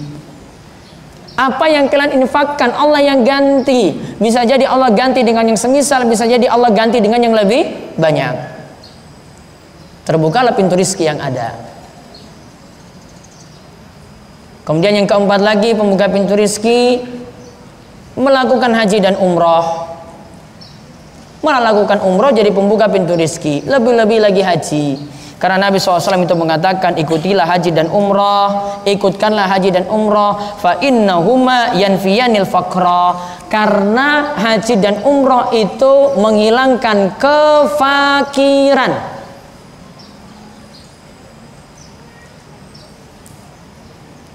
Lalu ada lagi di sini kumpulan doa pembuka pintu rizki. Ini doa-doanya. Saya berikan yang ringkas-ringkas. Sebenarnya kalau pingin yang lengkapnya, nanti silakan lihat di buku saya 50 doa mengatasi problem hidup. Ya, 50 doa mengatasi problem hidup. Dicari di mana gitu, mudah-mudahan dapat. 50 doa mengatasi problem hidup. Itu secara lengkapnya ada di situ. Kalau sini cuma dibocorkan sebagian. Yaitu lihat yang pertama, doanya. Ini dibaca ba'da subuh. Bagian dari bacaan zikir pagi. Allahumma inni as'aluka ilman nafi'a wa rizqan thayyiba wa amalan mutaqabbala. Ya Allah, aku minta kepadamu ilmu yang bermanfaat, rizki yang thayyib, dan amalan yang diterima. Ada di situ menyebutkan rizki yang thayyib, yaitu rizki yang halal. Doa yang kedua, yaitu ini disebut, saya tidak sebutkan riwayat lengkapnya di sini. Kalau Ali bin Abi Thalib ini menyebutkan doa ini untuk mengatasi utang sepenuh gunung. Saya ulang, doa ini mengatasi utang sepenuh gunung. Doanya di halaman 80. Ali yang mengatakan demikian dari Rasulullah SAW. Saya tidak sertakan di situ. Namun doa ini untuk mengatasi utang sepenuh gunung. Doanya apa? Allahumma kfini bihalalika an haramik wa agnini bifadlika amman siwak. Allahumma kfini, ya Allah cukupkanlah aku, bihalalika dengan yang halal darimu, an haramik, jauhkanlah aku dari yang haram, wa agnini bifadlika amman siwak, dan cukupkanlah aku dengan karuniamu, tidak bergantung kepada selainmu. Jadi kita cuma bergantung pada Allah saja.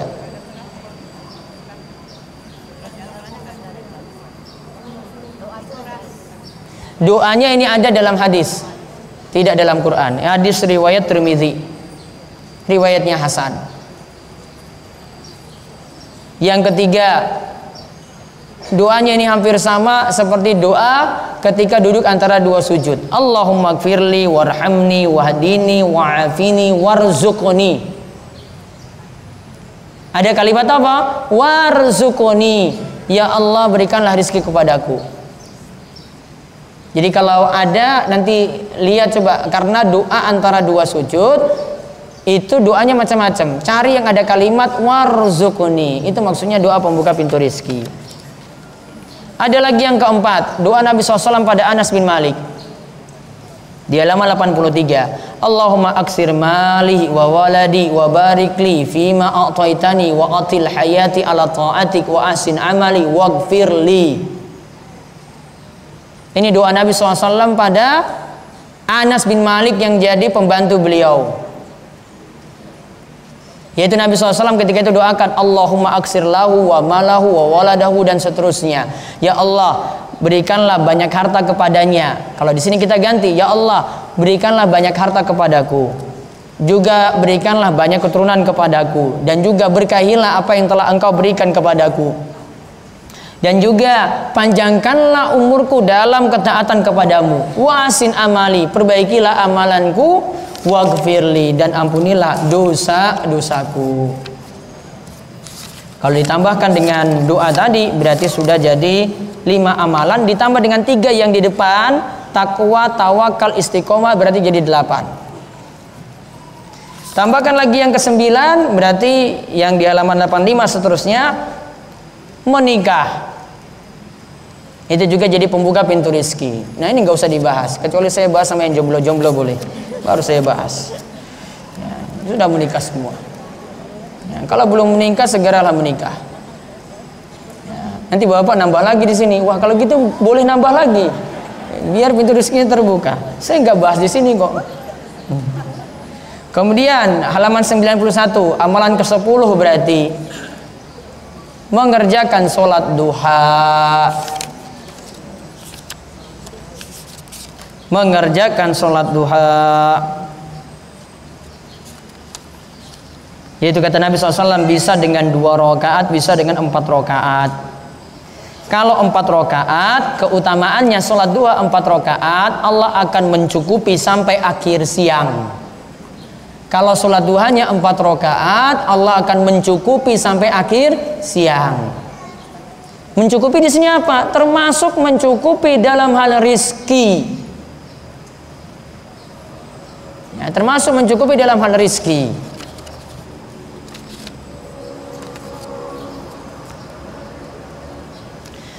Lalu ada lagi di halaman 99, ini ringkasan terakhir. Ada 4 hal sebagai pelancar rizki kata Ibnul Qayyim, dan ada 4 hal penghambat rizki. Ini diperhatikan baik-baik. Tidak disebutkan secara dalil, namun dalilnya umum di sini. Ibnul Qayyim katakan pelancar rizki yang pertama sholat malam.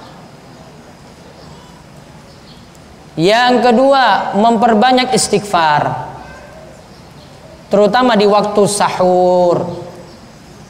Waktu sahur berarti sepertiga malam terakhir. Yang ketiga membiasakan sedekah. Yang keempat membiasakan zikir pagi petang. Ini ya 4 hal pelancar rizki menurut Ibnul Qayyim. Yang pertama sholat malam. Yang kedua memperbanyak istighfar. Yang ketiga membiasakan sedekah. Yang keempat berzikir pagi petang. Kalau zikir pagi petang sudah banyak di pasaran buku-bukunya, itu bisa diamalkan. Kemudian ada 4 hal penghambat rezeki. Yang pertama tidur pagi kalau tidak perlu. Nah, ini disebutkan oleh Ibnul Qayyim jauh-jauh hari. Ya. Jadi kalau punya kebiasaan tidur pagi, baiknya dihindari. Biasanya habis subuh pinginnya tidur. Yang kedua sedikit sholat, yaitu sedikit sholat sunnah. Yang ketiga bermalas-malasan. Yang keempat sifat khianat. Khianat ini juga jadi penghambat rizki, karena orang yang khianat, tidak amanat, sudah tidak dipercaya lagi. Kerja di sini tidak dipercaya, pindah lagi tidak dipercaya, pindah lagi tidak dipercaya, sampai Allah menutup pintu rizkinya terus. Rata-rata orang yang tidak amanat seperti itu. Beda kalau orang itu amanat. Wallahu a'lam bishawab. Selesai, saya anggap cukup untuk pembahasan amalan-amalan pembuka pintu rizki. Nanti dilanjutkan dengan tanya jawab. Monggo silahkan. Terima kasih Ustaz telah menyampaikan dosennya kepada kita semuanya. Bagaimana ilmu untuk membuka pintu rezeki. Ibu-ibu dan bapak sekalian, kami silakan yang ingin bertanya. Kita buka 3 dulu kali Ustaz. Iya. Mau lewat kertas silahkan. Kalau ada yang mau lewat kertas. Mau lewat kertas boleh. Coba 3, 1 lagi 1, satu lagi? Ya. Silakan dia.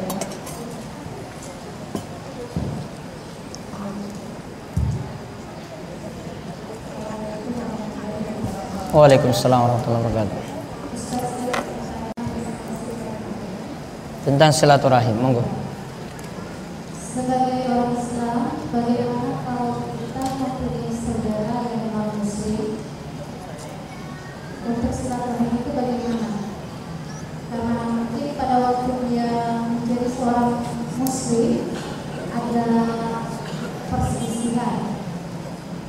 Nah, sekarang kita untuk membuka amalan membuka fitur itu adalah salah satunya adalah silaturahim.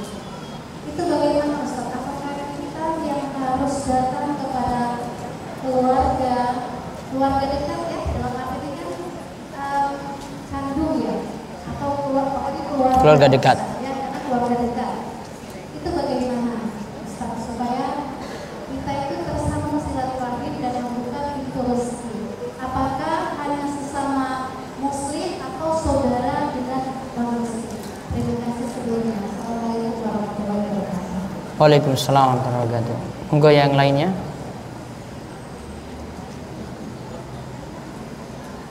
Ya, silakan Nina yang kedua. Tapi sementara itu ada pengumuman dulu kepada pemilik kendaraan Prit abu-abu metalik D1945 WFR, mohon memindahkan kendaraannya karena menghalangi kendaraan lain yang keluar. Sekali lagi, Prit abu-abu metalik 1945 WFR. Terima kasih. Silakan.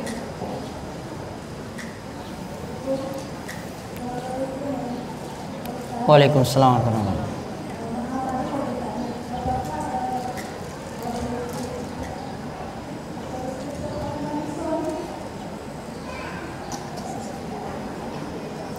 Bisa agak besar suaranya.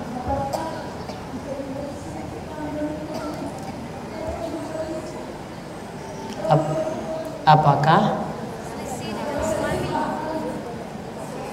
selisih paham?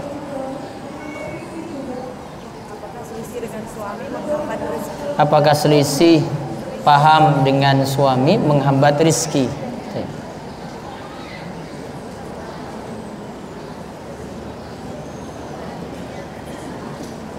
Ya, lagi? Waalaikumsalam warahmatullahi wabarakatuh. Ya. 8 pintu surga. Pendosa sekalipun yang tidak dapat ada sedikit keinginan kepada Allah, jadi seseorang tersebut tidak melakukan amalan baru untuk 8 pintu surga tadi, berarti kan dia juga tetap akan surga kan pada akhirnya. Jika kan ada ya Ustaz ya, jika di hatinya ada walaupun ada sedikit keinginan kepada Allah pada akhirnya. Iya. Itu gimana kaitannya dengan 8 pintu surga?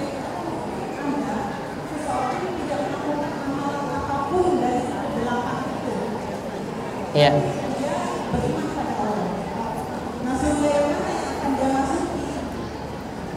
Lewat pintu mana kalau begitu? Lewat pintu mana yang dia masuki? Tidak. Ada lagi? Langsung aja.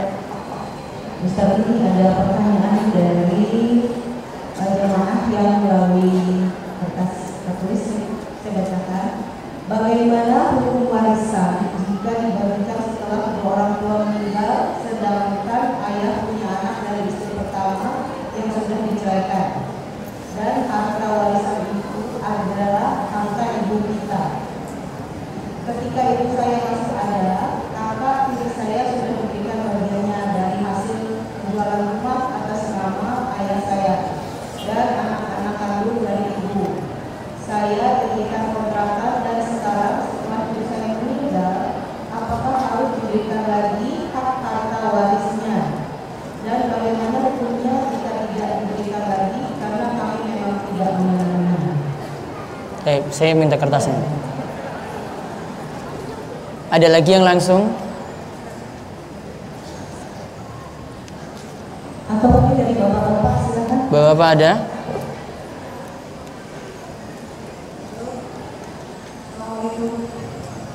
Ini Bapak. Ya, waalaikumsalam warahmatullahi wabarakatuh. Monggo, Bu. Waalaikumsalam warahmatullahi wabarakatuh. Saya ingin minta penjelasan dari Ustaz dari kalimat yang ada di buku yang pertama seperti ini. Mungkin kemiskinan adalah bentuk hubungan atas dosa.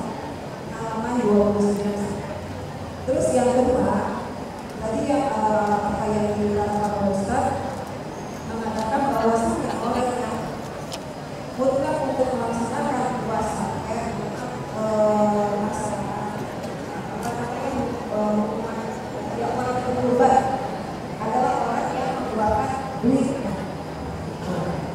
Apakah hanya bapaknya sedang sakitnya sapi gitu, sapi itu kan dijual saja.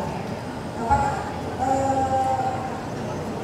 istri atau anak juga harus apa namanya melakukan hal-hal yang tidak besar dalam itu? Ya, semoga bisa. Assalamualaikum warahmatullahi wabarakatuh. Waalaikumsalam warahmatullahi wabarakatuh. Satu lagi Ustaz. Iya. Assalamualaikum warahmatullahi wabarakatuh. Waalaikumsalam. Masalah amalan puasa yang tadi Ustaz jelaskan dan dari tanggal 1 Sampai 9.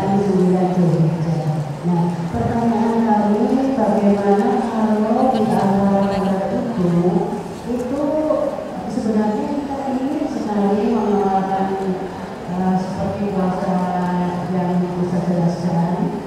Namun kalau seandainya di antara tanggal itu kita ada hajat gitu, di rumah kita ada hajat dan juga ada undangan taklim yang biasanya diadakan makan-makan. Bagaimana sikap kita untuk mengatasi ataupun atau bisa merencanakan ibadah? Terima kasih. Assalamualaikum warahmatullahi wabarakatuh. Waalaikumsalam warahmatullahi wabarakatuh. Bapak-bapak ada? Baik, ya. Waalaikumsalam warahmatullahi wabarakatuh. Kaitannya dengan surah Asy-Syura ayat 889 menghadap Allah dengan hati yang bersih. Kepada Ayat Asy-Syura 889 menghadap Allah dengan hati yang bersih, berkaitan dengan kaitannya ini wajah itu waktu kita sholat. Apakah hati kita belum bersih, doa kita akan kabur? Sekian, terima kasih. Assalamualaikum warahmatullahi wabarakatuh. Baik. Kita buka satu lagi untuk Bapak. Setelah itu sudah cukup menjadi pertanyaan. Iya.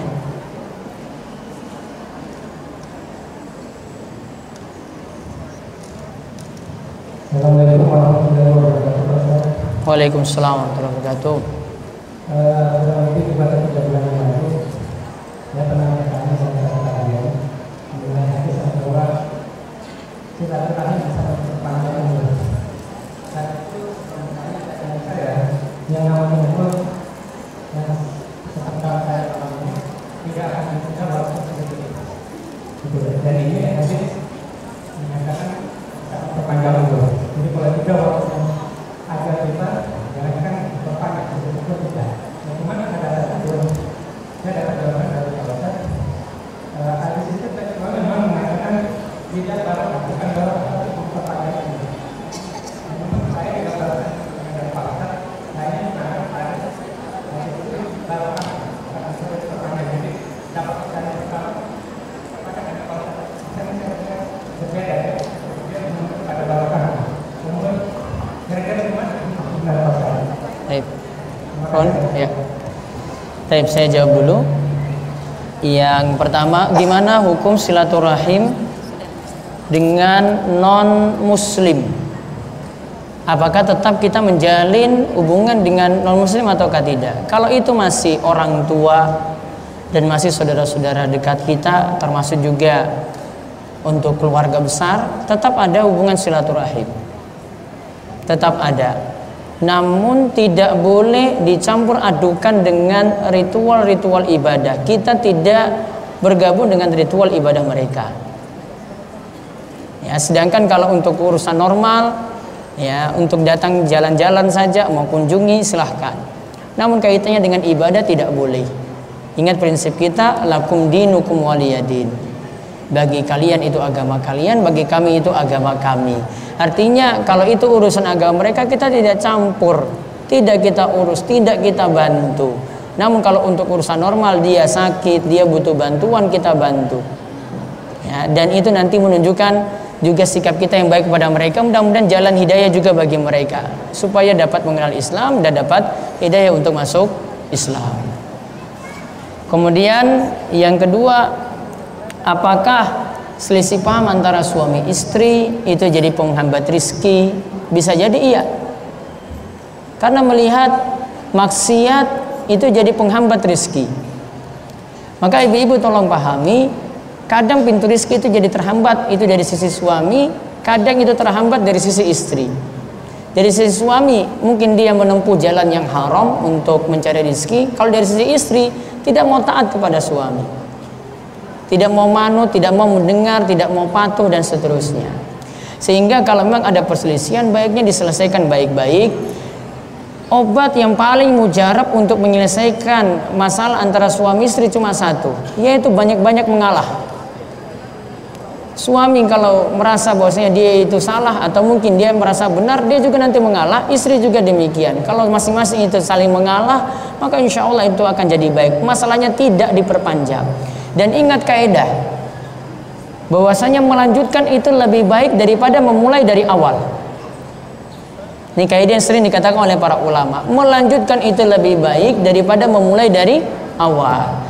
Daripada kita putuskan untuk pisah, mendingan kita itu lanjutkan dan berusaha untuk memperbaiki dan koreksi diri. Dan ini jadi pelajaran untuk selanjutnya untuk memperbaiki diri. Ya, seperti itu yang jadi jawaban. Kemudian yang ketiga, 8 pintu surga tadi. Apakah kalau orang yang tidak punya atau tidak punya amalan tersebut bisa masuk dari 8 pintu surga yang ada? 8 pintu surga ini tidak menunjukkan setiap orang masuk lewat pintu itu. Ini pintu-pintu yang khusus bagi amalan-amalan tadi. Bisa jadi satu orang bisa masuk 8 pintu sekaligus, karena dia punya amalan semuanya. Seperti yang dikisahkan oleh Nabi SAW tentang Abu Bakar. Abu Bakar bisa masuk lewat 8 pintu surga yang ada tadi. Contoh juga Nabi SAW katakan kepada para wanita yang taat pada suami. Nabi SAW itu katakan, masuklah ke dalam surga lewat pintu mana saja yang dia mau. Berarti boleh milih dari 8 pintu tadi. Ada yang bisa masuk 8 pintunya sekaligus, ada yang cuma memilih saja, dia milih pintu mana yang dia mau. Dan ada yang cuma dari satu atau beberapa pintu saja. Dan ada yang tidak mesti lewat pintu itu, yang penting dia masuk surga. Ya, jadi intinya orang-orang yang masih punya tauhid, yang masih punya amalan soleh, atau masih punya iman walaupun sebesar zarrah, walaupun kecil saja, tetap ada peluang untuk masuk surga. Beda kalau dia melakukan pembatal sehingga tidak ada iman sama sekali. Kemudian yang keempat, nanti masalah waris saya baca dulu secara ringkas, saya belum paham masalahnya tadi. Kemudian ada kalimat di buku tadi, mungkin kemiskinan itu jadi bentuk hukuman atas dosa. Ini saya terangkan ketika membahas hikmah-hikmah kenapa ada kaya dan kenapa ada miskin. Maka saya sebut di sini nomor 4, kaya itu jadi istidraj. Bisa jadi kaya itu jadi istidraj. Artinya ada orang yang malah gemar maksiat, kok dia itu tambah diberi rezeki terus. Sebaliknya bisa jadi miskin juga jadi masalah, yaitu miskin itu malah jadi hukuman karena dia itu punya dosa, melakukan banyak maksiat, tidak mau tobat, akhirnya Allah membuat dia keadaannya seperti itu terus. Jadi kaya tidak selamanya baik. Ada kaya yang ini, lihat orang ini memang biasanya beramal atau tidak, biasanya mengerjakan sholat ataukah tidak, perhatikan ibadah ataukah tidak, imannya benar ataukah tidak. Kok malah imannya tidak benar, kok malah dia itu jarang ke masjid, malah dia itu seringnya tidak mengerjakan sholat, kok dapat rizki? Jadi istidraj. Sebaliknya miskin juga demikian. Makanya saya katakan mungkin tidak semuanya, tidak semua kaya seperti itu, tidak semua miskin seperti itu. Allahu a'lam. Kemudian orang yang tidak potong rambut dan kuku, kenapa tidak berlaku pada istri dan anak? Kalau misalnya sepertujuh sapi, ini di atas namakan yang satu untuk anaknya, yang lain ini untuk anaknya lagi, yang ini untuk istrinya. Kenapa tidak berlaku untuk yang lain? Karena di sini para ulama sebut cukup melihat dari yang menanggung kurban tadi. Berarti kalau suami yang nanggung, walaupun dia atas namakan 7 orang, dalam rumah itu ada 7 orang, tetap suami saja. Ya, tetap suami saja. Atau misalnya istri ini yang nanggung kurban, namun istri itu atas namakan 7 orang juga. Oh, berarti istri yang tidak boleh potong rambut, tidak boleh potong kuku. Ini pengertian yang lebih tepat seperti yang dikatakan oleh Syekh Abdul Aziz bin Bas tadi yang saya sebut. Kemudian amal puasa 1-9 Zulhijjah, misalnya kita ada hajat, kadang diundang makan-makan, kadang diundang taklim juga, di situ ada makan-makannya. Mana yang dipilih? Yang jelas tadi tolong diusahakan tanggal 9 dilakukan. Namun kalau yang lainnya, kalau ada punya hajat, punya keperluan, silahkan penuhi hajat atau keperluan tadi. Lebih bagus penuhi kebutuhan itu terlebih dahulu. Karena kadang kalau kita puasa menghadiri hajat tadi, ada yang nikahan terus kita sendiri yang tidak puasa, kadang kita tidak enak. Ini mau disajikan makan kok malah kita itu puasa. Tuan rumah jadi malah merasa susah ketika itu. Boleh dibatalkan. Jadi misalnya pagi ini sudah puasa, siangnya itu diundang makan-makan. Saya nggak enak kalau saya tetap puasa.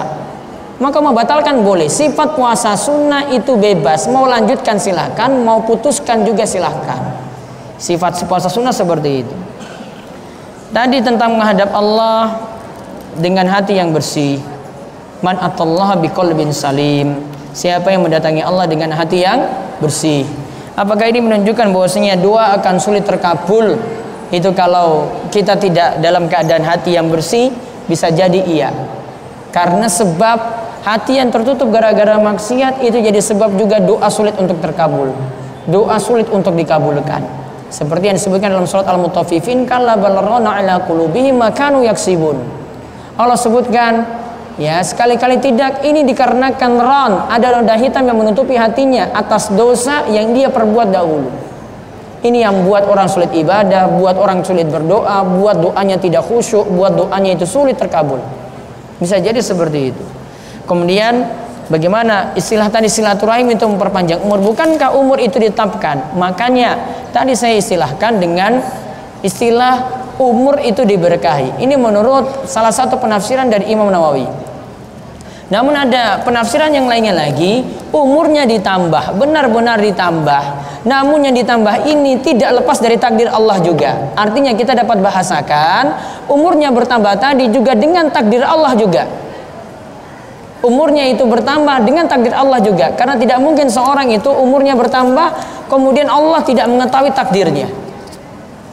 Tidak mungkin seperti itu. Maka pengertiannya tadi bisa artikan dua, umurnya tambah berkah atau umurnya itu bertambah, namun bertambahnya umur juga dengan takdir Allah pula.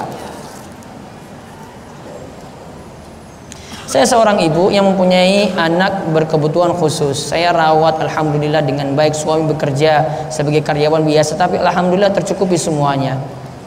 Kata beberapa orang mempunyai anak berkebutuhan khusus plus merawat merupakan berarti Allah nanti akan membukakan pintu rizki yang banyak. Bisa jadi seperti itu. Kalau ibu ikhlas dengan keadaan anak seperti itu, kemudian banyak-banyak mohon pada Allah diberikan kesabaran, kemudian banyak berdoa terus supaya kesabaran ini juga ada ketika merawat anak, maka nanti akan dibukakan pintu rizki juga yang lainnya. Dikarenakan sabarnya tadi untuk merawat anak. Karena sabar itu merupakan bagian dari takwa atau tawakal. Bagaimana kalau akhwat yang mudah mencari rizki, memakai pakaian yang tidak disyariatkan dengan alasannya yang penting ketutup tapi membentuk lekuk tubuh? Mohon diperhatikan ibu-ibu sekalian, lebih dipentingkan seorang wanita itu berada di rumah. Waqarna fi buyutikunna wala tabarrujna tabarrujal jahiliyatil ula. Allah berfirman dalam surat Al-Ahzab, dan hendaklah para wanita itu berdiam di rumahnya dan janganlah dia itu bertabarus dengan ketika dia itu keluar rumah dengan berpenampilan yang menimbulkan godaan. Maksudnya di sini apa? Lebih dipentingkan seorang wanita ketika keluar rumah untuk menutup aurat. Maka kalau dia itu memang mendapatkan rezeki dengan cara bekerja seperti ini, aurat lebih dipentingkan daripada mencari rezeki tadi. Mudah-mudahan dengan dia memperhatikan menjaga aurat ini, Allah membukakan pintu rizkinya yang ada, dan itu Allah buka walaupun cuma berada di rumah saja. Wallahu a'lam. Jika menikah adalah salah satu atau pembuka pintu rizki, lalu mengapa masih ada orang yang masih belum menikah atau lama menikah? Wallahu alam. Kenapa yang membujangnya itu masih lama? Faktornya itu banyak sekali. Yang pertama, ya karena memang belum pingin. Ya. Yang kedua, karena mungkin ada yang belum menikah, ada yang punya alasan sangat syar'i sekali. Saya ingin rawat orang tua saya. Saya lihat beberapa orang yang nggak mau nikah karena dia khawatir ini orang tuanya cuma hidup seorang diri. Dia tidak mendapatkan akhwat, tidak mendapatkan perempuan yang mau menemani dia untuk rawat orang tuanya. Ada yang laki-laki seperti itu. Mungkin ini juga jadi sebab. Ya. Untuk sholat syuruk, haruskah berdiam diri setelah sholat subuh berjamaah di masjid? Bagaimana dengan wanita? Karena wanita sebaiknya itu di rumah. Tadi saya belum bahas tentang ibu-ibu. Ibu-ibu boleh melaksanakan sholat isyraq dan itu boleh dilaksanakan di rumah. Saya ulang, ibu-ibu boleh melaksanakan sholat isyraq dan itu boleh dilaksanakan di rumah. Karena sebaik-baik sholat wanita, kata Nabi SAW, fi qa'ri buyutihin, di bagian dalam dari rumahnya. Berarti ibu-ibu sholat di rumah untuk sholat subuh bisa melaksanakan sholat isyraq dengan catatan: satu, berdiam di tempat sholat sampai matahari meninggi 6/4 berarti. Dua, tidak ngurus-ngurus rumah, tidak nyapu, tidak ngurus anak, tidak ngurus suami. Paham ini ibu? Tidak ngurus rumah, tidak ngurus istri, tidak ngurus anak, tidak ngurus suami. Kalau suami teriak-teriak, bilang saya mau sholat isyraq dulu. Mampu seperti ini ibu-ibu? Mampu nggak? Mampu seperti itu? Hah? Suaminya ngomel-ngomel dalam rumah, anak-anaknya nangis, dibiarkan, ibu mau sholat dulu. Kira-kira afdal yang mana? Ngurus rumah atau sholat isyraq? Ngurus rumah wajib, sholat isyraq sunnah, walaupun pahalanya haji dan umrah. Mudah-mudahan karena sebab ibu-ibu ngurus rumah, Allah berikan pahala pengganti untuk haji dan umrahnya. Jika suami istri tidak mempunyai anak, lalu mereka mengangkat anak sejak bayi dan mereka sudah sangat menyayangi anak tersebut dan menganggap seperti anak sendiri, apakah boleh jika mereka menghibahkan seluruh hartanya untuk anak angkatnya itu? Menghibahkannya tidak boleh pada seluruhnya. Nanti ada aturan warisnya anak ini tidak dapat, anak angkat tidak mendapatkan waris. Namun yang dia dapatkan itu bisa jadi wasiat. Namun wasiat tidak boleh lebih daripada sepertiga harta. Ingat, wasiat tidak boleh lebih daripada sepertiga harta. Dan siapa saja yang berhak atas warisan bagi mereka yang tidak mempunyai anak, nanti lihat di bagian waris. Kalau tidak ada anak, ada saudara-saudara dari suami atau istrinya tadi yang dapat, ada pamannya, ya ada keponakannya nanti yang dapat. Menyangkut hal tawakal yang benar, kita pasrah dahulu atau usaha dahulu? Karena sering kita melakukan usaha kita yang kurang maksimal ketika tahu hasilnya tidak sesuai dengan yang diinginkan. Yang dilakukan tawakal ini berbarengan, usaha sambil pasrah pada Allah. Dia kerja pasrahkan pada Allah, hasilnya dia pasrahkan juga pada Allah. Jadi bukan tunggu nanti saya usaha dulu kemudian nanti pasrahkan, bukan. Dari awal dia yakin Allah yang berikan jalan kemudahan. Di tengah-tengah dia lakukan, Allah yang berikan jalan kemudahan. Akhirnya juga demikian, Allah yang berikan jalan kemudahan. Itu namanya tawakal. Bagaimana hukum warisan jika dibagikan setelah kedua orang tua meninggal dunia, sedangkan ayah punya anak dari istri pertama? Yang meninggal ini siapa? Ayah punya anak dari istri yang pertama yang sudah dicerai, dan di harta waris itu ada harta ibu kita. Oh, berarti ayahnya yang meninggal. Ayah punya istri pertama yang sudah dicerai, berarti istri pertama tidak dapat waris karena sudah cerai. Kemudian ketika ibu saya masih ada, kakak tiri saya sudah diberikan bagiannya dari hasil penjualan rumah atas nama ayah saya. Kalau ini bentuknya wasiat boleh, namun kalau bentuknya waris tidak boleh. Waris itu cuma yang dapat dari jalur waris saja, berarti dari istri yang sah tadi yang masih ada, kemudian keturunannya. Kemudian dan anak kandung dari ibu saya diberikan kontrakan, dan sekarang setelah ibu saya meninggal, apakah harus diberikan lagi hak harta warisnya dan bagaimana hukumnya? Kalau ibu jenengan meninggal, maka berikan lagi harta warisnya, harta waris dari ibu. dari ibu kandung sendiri. Dia wariskan lagi kalau punya harta, nanti diwariskan lagi. Namun kalau bagian rumah tadi harusnya yang dapat waris itu ibu. Ya, ibu yang masih ada, bukan ibu yang diceraikan tadi. Harusnya seperti itu. Intinya di sini Bapak Ibu sekalian, masalah waris tidak akan pernah selesai kalau tidak mau manut, tidak mau mengikuti aturan Islam. Kapan orang mau manut atau mengikuti aturan Islam? Kalau semua sadar untuk mengikuti aturan yang ada. Kalau satu pihak ini nggak mau, saya nggak mau ikut aturan, maka nggak akan pernah selesai. Makanya saya sarankan kalau untuk masalah waris, biar tidak jadi dendam yang berkepanjangan, jadi masalah yang berkepanjangan, satu solusi saja, banyak ngalah. Kalau kita jadi pihak yang dizolimi, banyak ngalah. Karena mau nuntut terus tidak akan pernah usai. Akhirnya tadi saya bilang, yang dekat jadi jauh, yang jauh jadi dekat. Dipahami ini baik-baik. Solusinya cuma satu, banyak ngalah, maka masalahnya selesai. Insya Allah seperti ini hubungan silaturahmi tidak putus. Kita tidak dapat rizki ini dari waris, mudah-mudahan diganti dengan rizki yang lainnya. Jangan cuma nuntut warisnya, sedangkan pintu yang lainnya masih banyak. Ingat, satu pintu tertutup, terbuka berapa? Dua.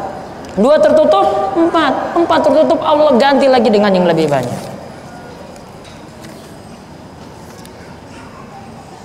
Saya Ibu Warti dari Gunung Kidul, tinggal di Seropong. Alhamdulillah masih menyapa orang Gunung Kidul. Saya mau bertanya, caranya gimana menolong orang-orang di kampung saya yang mereka jarang sholat dan memang belum ada yang siar tentang agama. Bukan jarang sekali sholat, malah sama sekali nggak bisa sholat. Mungkin Ustadz bisa bantu generasi anak-anak, belum ada yang mengajar tentang mengaji dan mengenalkan agama. Semoga ada donatur siar santriwan untuk hal tersebut. Saya sarankan nanti, saya belum tahu wilayahnya, Ibu tidak sebutkan di sini karena wilayah Gunung Kidul itu ada 18 kecamatan, satu kabupaten 18 kecamatan. Dari ujung barat ke ujung utara itu waktunya menempuh. Ini nggak pakai macet kayak Jakarta ya, nggak ada lampu merah, nggak ada macam-macam. Untuk menempuh dari barat ke timur, ujung barat ke ujung timur, tempuhnya waktunya 2 jam. Itu nggak pakai macet ini, 2 jam. Jalannya berkelok-kelok. Sehingga untuk kali ini saya sarankan, coba disarankan nanti ikut pengajian rutin di tempat kami setiap malam Kamis. Malam Kamis berarti besok Rabu malam. Ini Selasa kan? Berarti besok Rabu malam. Itu rutin, itu jamaah dari manapun hadir. Sekarang hadir sekitar dari 10 kecamatan, dari 18 kecamatan yang ada. Itu yang digarap yang bagian selatan. Bagian utara belum bisa, karena bagian utara nempuh ke pesantren kami di bagian selatan itu nempuh butuh waktu 1,5 jam atau 2 jam ya, sehingga perjalanannya terlalu jauh. Sementara baru digarap bagian selatan. Kalau memang itu di bagian selatan Gunung Kidul, insya Allah saya akan bergerak satu persatu tiap kecamatan ada pengajian rutin, namun setiap Ahad. Namun Ahadnya nanti berpindah-pindah, dibagi nanti jadi 5 hari. Nanti Ahad Pon, Ahad Legi, Ahad Kliwon, Ahad Waki dan seterusnya. Nah itu bisa beri masukan nanti ke saya, daerahnya itu di mana. Wallahu a'lam. Yang terakhir, apakah benar wanita bisa mendapatkan pahala haji dan umroh seperti laki-laki yang pergi ke masjid berjamaah kemudian waktu syuruknya ditambah 15 menit, sholat sunnah di rumah tadi 2 rakaat? Ya, tadi bisa atau tidak? Bisa atau tidak dapat pahala sholat isyraq? Bisa. Syaratnya apa? Diam di tempat sholat sampai 15 menit setelah matahari terbit sampai 6/4, terus tidak boleh nyapu, tidak boleh ngurus rumah, tidak boleh ngurus suami, tidak boleh ngurus anak. Paham ini ibu-ibu ya? Saya ingatkan berulang kali ini. Jadi pikir-pikir di rumah baik-baik. Ya, pikir-pikir di rumah baik-baik. Kecuali kalau nggak ngurus rumah lagi, karena sudah sepuh, anak sudah mandiri, suami sudah bisa mandiri, silahkan. Namun kalau tidak, perhatikan urusan rumah terlebih dahulu. Wallahu a'lam bishawab. Ini saja yang bisa kami sampaikan. Tutup kalian doa, Bu. Baik. Ya, ditutup kalian doa. Bismillahirrahmanirrahim. Alhamdulillahirabbil alamin wassalatu wassalamu ala asyrafil anbiya wal mursalin nabiyina wa sayyidina Muhammad wa ala alihi wa sahbihi ajma'in. Allahumma alif baina qulubina wa aslih dzata bainina wahdina subulas salam wa najina minaz zulumati ilan nur wa jannibna al fawahisha ma dhahara minha wa batan wa barik lana fi asma'ina wa absarina wa qulubina wa azwajina wa dzurriyyatina wa tub alaina innaka antat tawwabur rahim waj'alna syakirina li ni'matika muslimina bi 'alaik qabilina laha wa atimha alaina.